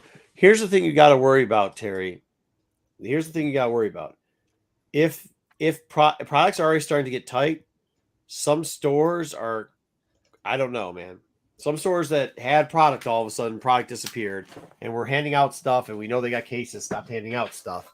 So like, if you see that happening, the playability, like this game, as the boys have said earlier, is sure there's some collector element to it, but it seems like there's a lot of playability to it. And if you the playability dies in the Mm-hmm. next round, you can have 50 of these cases and you're fucking ain't gonna mean shit. It's only worth something if the game is gonna last like 10, 12 10 years. Yeah. Like you got to have a long-standing game, and then you're like, oh yeah, set one. The collectability is cool. Put it this way: tell it to the people that keep a case or two of MetaZoo in their closet and see how well that works out for them right now. Yeah, but there is playability with this. I don't know how. I mean, and it does have, in Terry's defense, there's playability to this, and it does have a very large category. But playability will wax and wane set by set. Yeah. I mean, Wayseeker explained a couple streams ago about the element of power creep. It's gonna vary from set to set. It's not a static thing. Like the Vader, for instance, is a powerful card now that's widely used, but one, it can actually be outright banned in play. Two, at some point, if they want to nerf it with another card or another ability, they can. So, yeah, well, it'll be interesting. I don't think you'll see power creep in the first 3 sets because I think they were all put together. They were all like they just had like all 3 sets and they played all 3 sets and they just figured out how they were going to differentiate the sets when they built it. But you will start seeing power creep. I think probably every year they'll be a little bit stronger because they need the power creep because that's how they continue to sell more product. You need to get the better cards. And so at some point you will see power creep and that will make some of these cards less playable. That's just how it works. What happens if they make it that the IG88 is like the meta 10 years from now? So we should probably just hold on to that one, right? You will actually probably see IG88 be a better card after the next set comes out. I would imagine. Maybe. Yeah. But again, rotation is going to matter how they do rotation because right now I think they're planning to do rotation every 9 sets. Things drop off is what I've heard because they have the first 9 planned out. So what are your types of games that are going to be played? So like in Magic, you have standard and you have a bunch of other ones out there too. Explain rotation real quick. Okay. So rotation means there are certain cards that you're allowed to play in the standard deck. And at some point after so many sets release, certain sets are no longer allowed to be played in a standard deck. So, for example, if they set rotation every 9 sets, what they'll probably do is say, after set 9, when set 10 releases, certain sets will drop off and they're no longer allowed to be played in standard tournament decks. So when set 10 comes out, they'll probably say set 1, 2, and 3 are no longer playable in your standard decks. Right. And then when set 13 comes out, they'll knock off the next 3 because that's like a year's rotation. So at some point, your cards, even they have them, will not be playable in a standard deck. But that doesn't mean there won't be other formats, like Unlimited format, where everything is playable. But those are just get chaotic because they do not play test generally for some of the other formats. They generally play test for what is going to be standard. And you'll just see that in your card games. So. You know what I try to figure out is why some card sets are more valuable than others. Like my CCG sets, like some of those sets are just off the wall, crazy. But my Young Jedi, my Destiny cards, those aren't at all. Rarity. At some point, I mean, because I have the majority. I have full sets because I'm the collector side and the game side. And if you go on anything like eBay, you look up, Star Wars CCG, and you're like, okay, that set goes for good, but Destiny's not good. Young Jedi wasn't good, but I just don't understand where the line is. Is it So popularity? It's also what games are still being played. Like that makes a big difference. Like nobody's playing Destiny anymore. Even in games, But who plays CCG? Oh, people play CCG. They still have Worlds Really? every year for CCG. A huge still played Worlds some. tournament out in California that draws over 100 players every single year to that Man, I game. gotta move, man. Nobody it's plays considered around. it's considered a dead game in that no official product is produced anymore, but people still play. That's probably what drives the price too. This is the worry that I have though, Terry. And I hear that, but like they also have that Disney game that came out too, and it's pushing out more product. And you're seeing them have more store events, and stores are willing because, as Wayseeker said, how are you going to charge $5 or have an event that Jedi asked for? You have no product to give them. So then you're going to be taking losses on stuff. And by the way, it's not just that. Even if you want to, good luck trying to get mats. Good luck trying to get like the counters. Like they don't have any of that product, period, for Star Wars at this point. So eventually you might see some people. Issue. Yeah, but eventually you might see. Well, it all contributes to popularity. And like if longevity is what's going to make these cards, it contributes to popularity, but it also contributes a lot to just bad production planning. Especially from GameGenic. Like there's no reason you should be chronically out of stock of tokens and playmat. That stuff is easy to produce for the most part. Like, but I mean, you can pick that stuff up on like JJ was helping me because I'm, you know, he was sending me links and stuff to check out on Reddit and things like that, of where you can get, you know, stuff that's 3D printed for the tokens, and you can get the mats that can be. But like I think Wayseeker mentioned a couple of shows ago, some tournaments won't allow it, right? Some tournaments you have to have the official unlimited. Yeah, but that's not your local store tournament where you're like Jedi. No offense, whatever your skill level is, but like our they just changed the rule. I don't know if Wayseeker mentioned this last stream or not, but they just changed the rule too that you no longer have to have official GameGenic play mats and stuff as long as the tournament is not like live streamed. So like basically a gigantic official, like a Worlds or regional, you can use just whatever playmat you want. Actually, they said that, didn't they say that as long as it wasn't offensive, even if it was live streamed? That's every card game. Most shops in general won't let you roll in with like no, I get that. Slave Leia playmat. It's like what? Sorry, Dom. Nice. But see, I just wasted $40. Rubin, the other thing about Destiny is it's so ungodly to store. Like nobody wants it. Like I have boxes and boxes of dice because it's a dice game. Yeah. Like, who wants to collect this product when you can't store it? And it takes up a whole freaking deck boxes. Yeah. I got 10 of these deck boxes just full of dice. Right? Yeah. You want a dice? I got a dice for you. Well, who wants to collect this ungodly game? Yeah, but Terry, here's the question I have, Terry. When does it become expensive, right? Like, because right now the profitability on a box is upside down. Yeah. If you buy a box right now, you're upside down on it. That's not you're always going to be upside down on it. That's not when people collect sealed product of like a dead TCG, the cards inside are not worth the cards outside. It's basically, think of it as the inverse of sports cards. When you buy a super expensive box of sports cards, you're expecting the hits inside could be super valuable, right? With dead trading card games, that's not necessarily true. It's more along the lines of like a lowly produced product that's pretty rare, that's attached to a strong IP. If you look at like the Lord of the Rings card game, for instance, there's boxes of the Lord of the Rings card that are worth quite a bit of money. But if you were to break open that box and try to sell all those cards as singles, you lose money 99% of the time. There's nothing in there that's worth that much. It's just the fact that the sealed product is so hard to get and it's so rare now because they produce so little of it and most of it was opened that it's valuable. And it's a Lord of the Rings product, which people collect Lord of the Rings things.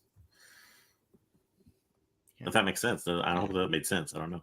I mean, I hear what you're saying. It just doesn't make sense. Yeah. Like, you can't think of it in the terms of other like simple trading cards and stuff like that. It's just built different. I don't know a good explanation to say why. But I got boxes of Jar Jar Binks die. Like, what am I ever going to do with a Jar Jar Binks die? Like, who wants that? Well, I understand why you'd want that sealed because nobody wants the Jar Jar Binks. Send it to Marco's mom. She'll make some wreaths and shit. No, she doesn't make a wreath. She'll put that stuff to. She'll make good use of it. She pays a designer. Can you believe that? She paid a designer to design design the product for her so that she could hang it up during Christmas. So it's messed up because one of them is like a black wreath, but then it plays all the Imperial songs and everything and does all the light ups and everything else. Yes, you get what you pay for. I got a question. I can just keep on showing deck boxes. Yeah, but that's where the bigger gamble gets though. Like if it doesn't hit, then you've got something that you can't sell, that you can't break to sell. I can't do it. When I pulled that Hera Hera out of the second box. I'm like, I just won't even crack this third box. That lasted 24 hours. I was like, no, I'm cracking. Yeah, but that's Yeah, you have no patience on it. I don't got have to. Aphrodite for you right here, Dom. Yeah. Nice. So I'm curious though, since we don't get Rubin on here, special occasions when he can make it. Are you playing the sim, Rubin? Are you playing it all online? No, since you can't play. You're like me. You can't play in any stores because there's no game. I haven't played the sim yet. I really don't have time. Like almost every minute of my day, every day I have to do something. I'm teaching a class this week, so I'm actually off tonight, and I'm actually going to be off next Sunday because it's the day after my birthday. Happy birthday! 2 days after, yeah. I think I might come on next Sunday too, but there you go. Once I go back to my regular schedule, I barely have time to do anything. I mean, it literally is like a 2-second game because it goes so fast. Yeah, but I can't. If I do the sim, I mean, I'm setting up and my kids are jumping around me. They have to wait till they go to bed, and then by that time, I'm tired. I have to wake up the next morning. So, understandable. Yeah, I just have to. How old is Leia now? I mean, is Leia old enough? Like Marco, you said you play with your son, right? How old is your son compared to Leia? Rubin? She is 5, about to be 6. Okay, so she's probably she's still a little. And he already has experience in the Pokemon TCG, so like he's built like that. So I think that has something to do with it. I will say this. The crowd for this, and I don't know, Wayseeker can agree or disagree with me, and everybody else is probably too old on the panels. The crowd for this seems older than a lot of other. Like I see a lot of Magic conversion guys. Yeah, that are older guys. Yeah, I know. I'm serious. Like at least around. I'm just saying, like when I go to my shop in Discords, and when I go to my shop, it's mostly older dudes. So it's a mix. Like you see, like at mine, like the guys who are pretty much whooping our ass in it. Well, like when there's 2 guys that I know when I draw them, it doesn't matter if it's draft or if it's constructed. I'm wasting my time because it's gonna be quick. It's gonna be like a 3-minute match.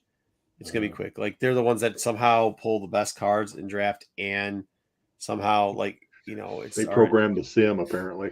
Yeah, so like it's over when I play them. They're younger guys. If I see an older guy, I got a shot. I got a shot. Old? What do you consider old? Older than me. So no. I think what me and JJ are talking about, we're talking like over the age of 35. 35 up. That's old. See, yeah, like so then it is young because I would assume I'm not asking everybody's age, but a lot of the guys that I play with are like the one that I play on Monday has got it. There's 26 signed up, and I would assume I'm not going to ask everybody's age. I'd assume that 80% of the people are 35 or under. Well, not 20 though. They're like in their early 30s. Yeah. They're in their early 30s. That's I would say that's not how it is out here. That's 80%. Most people the second game I play, I'm the oldest motherfucker there by far. There ain't a kid there. Like there's people still living at their mom's house, and no disrespect to them like that. I wonder if that's because you play at a new shop too. Maybe. Well, the other shop isn't though. The other shop's well established. But with draft, what happens with draft is all they don't play constructed. Like you will see people driving an hour and a half to play draft. So that's because you get cards. Yeah.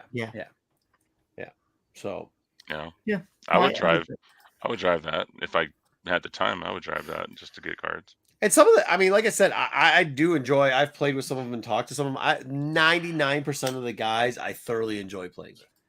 And there's one guy I just don't enjoy playing with, and I'm not 100% sure it's his fault. But he acts a lot like fucking Wayseeker, which is like, I've played all these games before. That's the only problem I have with it. It's like, I've played all these games before. Appreciate you too, Mario. Oh, I've got a mat. He pulls out his phone. Look at the pictures of my mats. Look at all the mats I've won. Look at my championship mats. I will tell you this. Okay, tell me what you guys would do with this. And I hope this guy, if he's watching or his brother's watching, just don't take offense to this. So a guy, don't take it personally. There's a guy. I hope you beat it bad on Monday night. So there's a guy that came in and like there was a question about play style, right? And what he wanted to do was pass, and I passed again so that he would have to play a card or move an action because then I could release Vader and kill everything, right? So he's like, well, I could pass. I was like, okay, then I'm going to pass. And then he's like, well, then I'm going to pass. And I go, then we're just going to have an infinite loop of pass. So we called over the director and said, like, at what point does it stop? It stops after the second person passes. I know. So here it goes. So at one point we would have stop, right? The guy had said that. He's like, you can't infinite pass. It's like whatever. There's a stop point at it, like, or you have to play. So he said, okay. So that went by. I don't remember exactly how it laid down now, right? Because like, fuck it, it's still like early. So I'm playing again. The dude shows up. He's like, oh hey, by the way, like he's wrapping his stuff up. I got paired with somebody else. He's like, by the way, I looked up the thing. It's a double pass thing. I was like, oh cool, man. Thanks for keeping it up. You figure that's the end of the conversation, right? No. Yeah. Well, that I would have won the game then. What game? What the fuck are you talking about? I don't even remember the past. The game we played 2 weeks ago. The game we fucking played 2 weeks ago. He goes, yeah, because you had Vader ready loaded, and then I played. And then my next play, I played Luke. I said, yeah, because you had initiative. And he's like, yeah, but I want to play Luke. And I go, okay, then I wouldn't have done what I did with Vader. I was like, okay, cool. Well, I said, okay, cool. He's like, yeah, but then I would have won the game. I was like, yeah, but see, the point was I wanted you to make any action at all, because as soon as you make an action, which was you're going to have to eventually put Luke out, I'm going to put Vader out, and I'm going to, well, he's like, yeah, but I could have drafted cards. I go, but you did because you had action. And then he kept going. I was like, so I tried to end the conversation like, oh, okay, cool. Well, thank you for that. And he kept going. And kept, like, he's at a different table now, still going. Mm-hmm. And he's still going. And he's still going. And he's like, yeah, but I would. And I'm like, guys, first off, way seeker. Please ask. Wayseeker would know the rules. Like, please, this guy that doesn't know the rules. Please, that is degrading to me. I can't believe that you. No, hold on. Please ask me. I know the rules how to play this game. Please ask me what we won. Please ask me what we won by a pack of cards. Nothing. Not even. No, not even. Not even a pack of cards. No, see, I would care about winning and losing like that person does, but I know the rules. Come on. Wayseeker would be at the next table playing his other tournament opponent. He'd be like, hey, see that guy over there? See that guy over there? I beat him 2 weeks ago because he was just like, no, he did that. He absolutely did that. He 100% did. Because it was a small, like, there wasn't a huge group. There's maybe like 8 of us playing. So he's still jabbing. Like, this is how I don't know about cards. Because if I was anybody like anything, like somebody keeps going with that, I'm gonna be like, hey, bud, cool. You want to keep talking? Okay. Well, there's another way we can handle this then. But I'm like sitting there, and I turn to the guy that I'm playing against. I'm like, hey, and then this dude. So I'm like, hey, man, like, I was like, I'm sorry for that. He's like, huh. And the guy's like still going. I'm like, I'm sorry for that guy's still going. I don't know why he's still going on about nothing. This dude's playing something on his phone. He pulls. So these are the two guys I have. Like, so he's playing something on his phone, and he's playing the game while he's playing something on the phone. Like, it's a waste of his time even being fucking here at this thing. And I'm going, God damn. But he knew, but because what the other guy was saying of the play, he knew how I played the Vader deck. So the guy waited. Yeah. And as soon as I tried to pull the same move on that guy, he had Han shot first, which completely defeats that purpose. But like, at what point is it okay to somebody just be like, yo, dude, I give 0 fucks about what you say, shut the fuck up, without being offensive to everybody in the room, right? Like, as I assume, as knowing Wayseeker the way I do, this is a common occurrence with that, right? Like, I know the guy didn't mean offense. Bad. I know the guy didn't mean offense by what. Go ahead. You should know what happened in the game. Like, I can remember what happened in the game, but you don't bring it back up. It's over. Well, hold on. I went to the ref. By the way, he went to the ref. We both went to the ref. I know the guy, so I was like, the guy's really cool. Nikki, there is a card game. It's called Star Wars Unlimited that we're talking about. Oh yeah, Nikki. Yay. There is. Thanks for joining us on Twitch. Yep. I appreciate it. So yeah, so this is what. So like, honestly, I went to the person because like that's what I thought. So I just went to the dude, and the dude had told the rule, the exact same. Mind you, he told the rule that the guy said that we didn't do, and we actually did. The dude goes offended too. I can't believe it lumped me with these people. Why are you offended? Because when Wayseeker plays, he's like this. He's I don't. Pinky up, and he's like, play your cards. I already know what you're gonna play. So I have a very bad. Actually, I have a bad habit. I have a bad habit. So for the people that don't know, at one point in my life, I was a World Series poker player. So I would get sponsorships to play cards, and I would double shuffle. I would double shuffle chips, right? Oh, but I never touched cards. Like I had played like hours before without even looking at cards. So like I never touched cards because I get bored and it'd be fun to do it. So with this game, I keep putting the cards down and then leaving them, and just it's not good because you're flipping cards all the time or doing stuff. So I'd only pick it up when it's active. So I don't touch the cards. Yeah, I don't. So it's like I put it in the wrong spot sometimes and everything like that. So I have to get used to holding cards constantly in my hands, which I'm not used to doing. So do you splash the Star Wars Unlimited? Yeah, sometimes I just go. You just splash it. I never was a dickhead that splashed pots either. That's not my thing. Yeah. Well, because I could no, wait, Seeker. See, this is how you don't know how real cards are played, because I could shuffle chips with both hands. Like shuffling chips with both hands is like it's kind of you're showing off. It's kind of fuck you people. Like, why are you doing it at my table? Yeah, that's what that. Yes, it was a dick move. Yes, I agree. Yes, and you did it. Yeah. Oh, 100%. 100%. I wouldn't say shit. I wouldn't say damn word. No, it's kind of like basically, it's kind of like not asking what the rules are. Like it's hard to explain.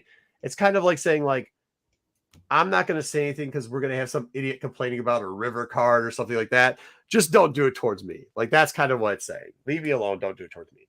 But like, okay, Marco splashing damage tokens over your base when he's like tossing them up, landing right on the card. He's got to like making the damage tokens rain.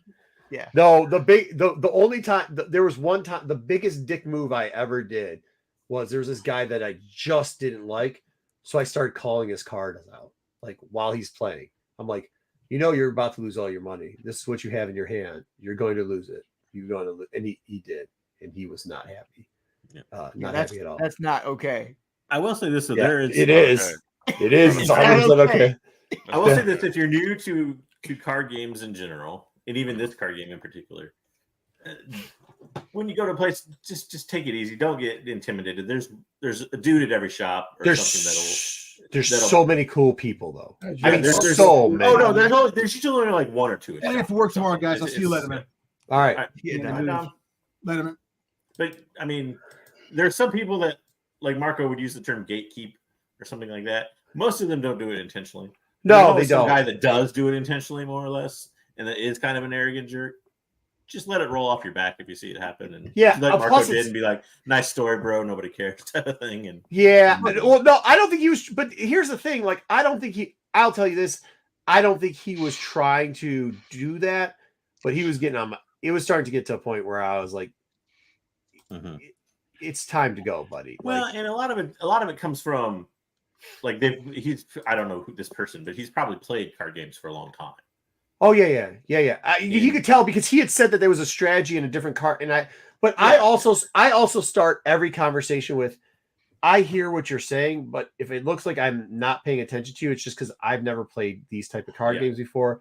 I don't understand the mechanics. But my point is, a lot of people won't know how to interact with people that haven't played them before. Yeah. And when you have a new card game, you're going to have a lot of people that haven't played before and a lot of people that have. Yeah, for sure. Marco's in a little trouble here. I'm in a lot. I played aggressive on the other side. I'm in a lot of trouble here. Marco's gonna lose the AI. You're playing Sabine aggressive. Oh my god, you're gonna get smoked. Yeah, I'm playing Sabine with a control deck. No, with a control deck. Yeah, with the shielded 4/4 unit already out. Like I know he's got a 4/4 shield. I don't even know what to do. Oh, they always play that 4/4 shield in those freaking. I gotta plan though. I got a plan though. Watch this. This is unorthodox. Ready? Watch that. Refresh. Oh, sorry. No. This is not looking good, Marco. I know you're hold on. Everybody just wait. Be patient. Oh, damn. Hey, guys, I'm actually going to leave out right now. All right, Ruben. See you, Ruben. See you next week. Damn, dude. That's not what I needed. This is what JJ says. When they turn it, they turn it. All right. Bye, guys. You're that's not going to solve your problem here. What's He's got a shield on that 4/4 still. Oh, damn it. No, he doesn't. It's a 5 though. Oh. Dang, I needed a plus. It's over. Yeah, it's over. That was quick. I wouldn't make fun of you, but the same thing happens to me. Sabine, it did. Sabine and aggro is hard to beat. Didn't even die because he had +2/+2. That was a good strategy I've never seen in my life. Get out of here. I'll go. All right, hey, hold on now. Somehow You couldn't get me out of it though. You see that? Which two are you choosing? The reason you're winning and the Which is two are because you you're choosing? playing 4-year-olds at these tournaments. Which two are you choosing? No, I'm not playing 4-year-olds. What do you have down there? Which two are you choosing? Yeah, it's Avenger. Choose that one. Oh, this is good though. Yeah, but you're not going to get gonna around have to All it. right, I'll let you guys play. Go ahead. Go. You're not gonna, she's okay. Argo. So the You know reason, she's playing Argo. Okay, go. yeah, you got to know who you're playing. So you're playing in a very aggressive deck, right? Which they're going to bring out their best cards as quickly as they can in a short amount of time. And it's AI, so they're going to give them all the decks that they want to bring out. Hey, Whiteseeker, I'll let you answer this question since I don't know what Hearthstone is. Is it like Hearthstone? It's got some. It's more like Elder Scrolls. Pick a card, guys. If you've ever played Elder Scrolls, it's got 2 lanes, and a similar health total. I think 30 and 30 generally. So you get the multiple lane aspect of Elder Scrolls, but it's got the initiative piece, which is very different than any other computer game. Where if you take the initiative, your turn is done, but you have to go first on the next turn. So I would say it's closest to Elder Scrolls on any of the computer card games. Hold on. Okay, now that I told that story, and by the way, I hope I didn't. Whatever. You guys never came up with a solution what I should have done because I did go I don't know what you should have done. With the one thing where the guy kept talking. Like I mean, what else am I going to do there? I went to the guy, the rule keeper before. He told the same rule, but at like some point, this guy missed in his head because I did remember the whole play. He didn't remember how it played out. You just say, "Hey, man, you're right. I made a mistake." I didn't make a mistake though. Bro. You just do it to get it over with. Yeah, I mean, you just get out of the situation. Yeah, he was blaming me, but the rule keeper was the one that said the stuff, so I didn't say anything. You just said, "Made a mistake. My bad." Well, I'm just curious. But Nikki, this is what I want to say about Star Wars community, and this is how cool it's been. I'd never played any one of these games at all. There's a guy that gave me a sweet because he knew I liked the Vader thing. He gave me the foil. There's another guy who just like he's like, "Hey man, here, I know you want to try to get into this. I don't care. Like here, have my number." He was telling me where to go to play the games and everything. Another dude who's like, "Hey, you want these cards?" And there are a lot of people that will help beginners. Yeah, there's a lot of people that'll be out there. Yeah. So if I were you, man, my fit's always strong. What JJ and them think. If I were you on this one, I would get rid of I would put Steadfast Battalion and.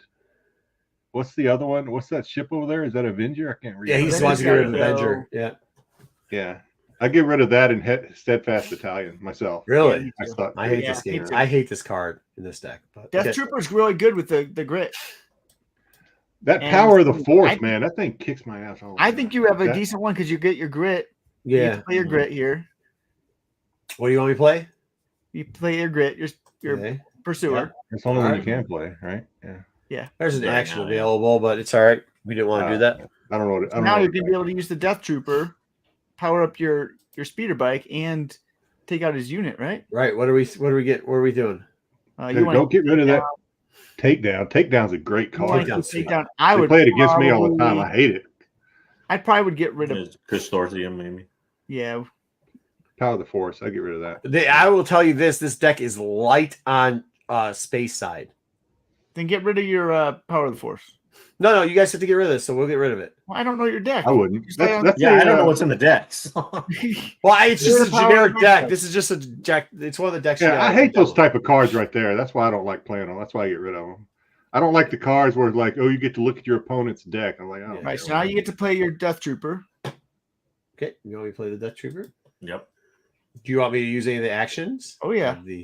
You want to take out your unit and you want to power up your unit, or take out their unit. You don't want me to use the energy thing? Do you? Okay, I'm just. What do you mean use energy thing? Well, the conversion center, we have this. Oh no! Oh. I want you to deal 2 damage to their unit and 2 damage to your unit. You got to choose your unit first. So which unit do you want me to do 2 damage to? The one with grit. The one with grit. There you go. Okay. And then take out theirs. Okay. They started your game easier than mine. Yeah, I do not understand that power. Unless you have a commanding lead, I don't understand that. I don't like that ability unless you have a commanding lead. What, grit or what? No, the Sabine where take one. You guys are lucky I talked to you. Keep that. Well, it's part of aggro in that. Yep. So part of the theory in aggro is that anytime you can ding points off their base, you take it more or less. Yeah. See, I think resupply is really hard in this matchup because you do not have time to get resources. Agreed. Resupply here. I wouldn't agree. get rid of that because you can use. I wouldn't. No, you can I use do that it. later. I do it. He's right at this point. Yeah, if it comes in your first three, it's tough. But Oh, okay. This matchup is really hard for resupply. yeah, especially if it wasn't an Argo deck, maybe we'd have a shot. If it's somebody who had to load up longer, fine. But like how fast we have to go in this one, you have to get rid of it, right? Wayseeker, is that what we're thinking? Yep. And I'm first thing I'm gonna do, I'm attacking with my grit dude before so I can get the damage in. Attacking with the scout Before you biker. lose it. Yeah. Yep. So attacking the base. Yep. Okay. Now you can take down if you want, right? No, is it a lead? Oh yeah, this I one throw does a everything. sentinel up. You can't throw a sentinel up. You can, but I can take. He's right. You can either do takedown or you can even play barrage if you want to get it off there. Cannot take barrage because it's 5. Oh yeah. You only have 4 resources. Not bad. You can take down. Take down. Can you take down a leader though? Oh, you can take down. Yeah, takedown can. It's the other one that can't. You have to be on the lookout if it says Okay. non-leader unit, but if it doesn't say that, you're good. Oop, and there he goes. We took a lot of damage to the base on that one. That's all right. That's all right, but you got rid of Sabine. Attack, or do we want to take initiative? I attack. He's got a unit. He's gonna attack too. He's going to pull out that other Sabine, which is almost just as bad, really. Yeah. Still get initiative here. Take initiative. Oh, he took out the metal. And we're getting a little dangerous on the other side. We want to get rid of this, correct? How much does Krennic take to? He's good. We can get him. Is it 5? It is. Why won't it tell me what the card is? That's the other side. I think it is 5. Yes. Okay, then I would get rid of the resupply then. That's just me. This does restore 2, by the way, just so you know. Yeah. Yeah. We probably should have got it out earlier, but that's all right. All right, what do you guys want to do? This is tough. Do you know this?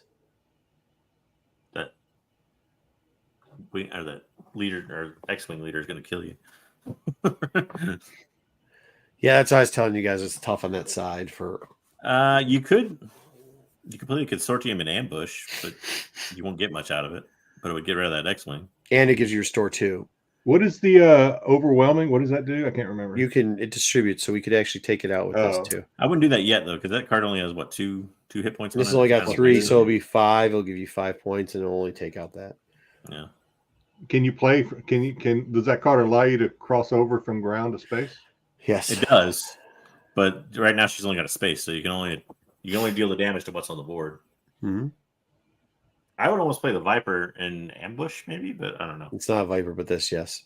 Yeah, sorry. Star Viper. It's Star not Viper. a bad play. It's a play that I suggested, but that's all right. Helping you guys out when you guys didn't help me out. Thank you very much for that. Last game. What are you talking about? I don't know. I'm pretty sure I suggested that. But... No, I said we should use this conversion center thing, and you're like, "What are you guys talking about?" And I was like, "Well, it lets you go right off the bat." That's exactly. Rewind the tape. All right, what do you guys want to do now? What do you guys want to do? We can get Krennic. We can pull Krennic out if you want. I'd probably attack base first and then pull Krennic out. Yeah. Krennic doesn't augment anything, does he? Unless he's damaged. Only damage. Unless it's damaged. Unless it's damaged. He's not damaged. So. All right, so that's what you want to do. You want to attack the base first? Yep. Safer play. Then you pull out Krennic.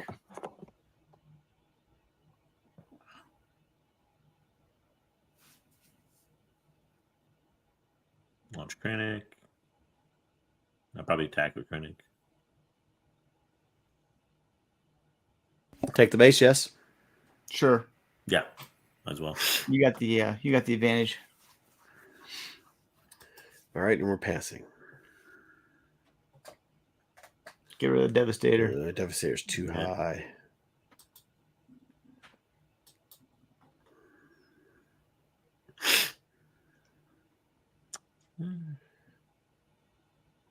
I think we got that 2 back. What do you guys want to do? So you have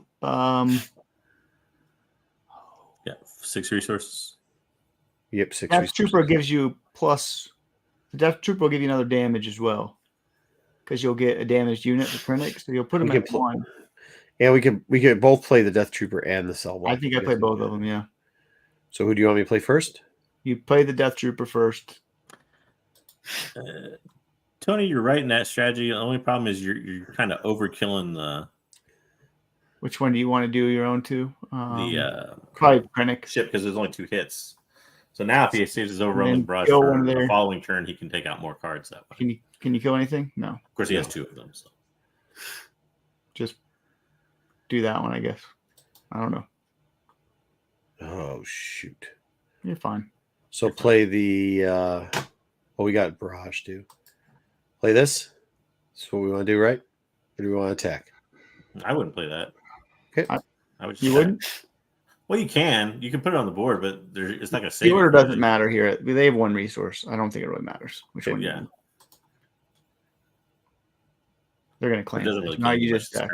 Yeah. So you put them on 1. Do what? You attack here and you put them on 1. You attack the base, right? Or you want me to attack a guy? No, you attack the base. Put it on 1. Attack the base, take it down to 1. Sweet.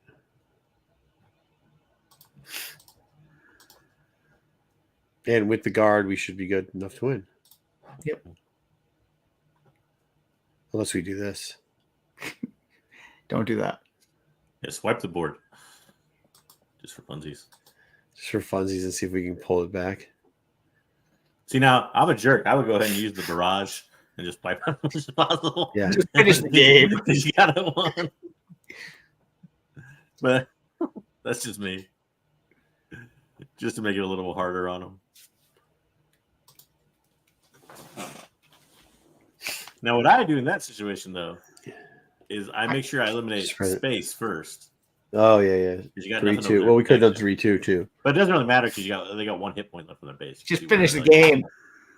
If I was playing you in real life, I would be so mad at you. This is what I would do. Would be like, dude. This is what you got to do to Wave Seeker when you play. Dude, this is horrible. You start spreading rumors about you. Like that guy. Smells like pickles. You can't get on me and that other guy. All right. Hey, guys, I got to hop off. Me and the boy got to finish watching Fallout tonight. So I hope you lose. Oh, this is your guys' game, not mine. No, it's not. This is what you told. No, you said wipe the board. JJ said wipe the board. I wiped the board. Oh, hell, I thought this was a new game. We're still going? No, he's still going on the same game. He's been losing on purpose. Oh, God. Because it's our game. He's not going to lose on purpose. No, you guys said JJ said I to wipe said the board. 5 million times attack. JJ said JJ said wipe the board. Sarcasm. This is how much Marco hates me. Uh-oh, it's getting close. Yeah, I wonder why. You could literally end it right now. All right, end it right now. I did. There you go. Good job, guys. Way to win. All right. All right. Good job, guys. All right, let's call it a night. See you guys later. On that. Yeah, for real. Let's call it a night. Good job. See you later. Good job, guys. We had pulled that one off. That was a close one, though. A lot closer than we thought it was going to be. Came down to 1 point. We had to make it look good, right? Yeah, right. We had to wipe points. Had to shave points for Vegas. Yeah, we should have done this, but they said to wipe the board, so we wiped the board. There's no they here. Well, JJ said wipe the board. He goes, you should wipe the board. Wipe the board. And then Waysinger said, if I really ago. want to be a jerk, what I would do is, we'll see y'all later. We will see you guys all later. Have a good one. Have a great week, everybody. All right. Let's get out of here. Where's our outro? Where is our out stuff? Oh, there it is.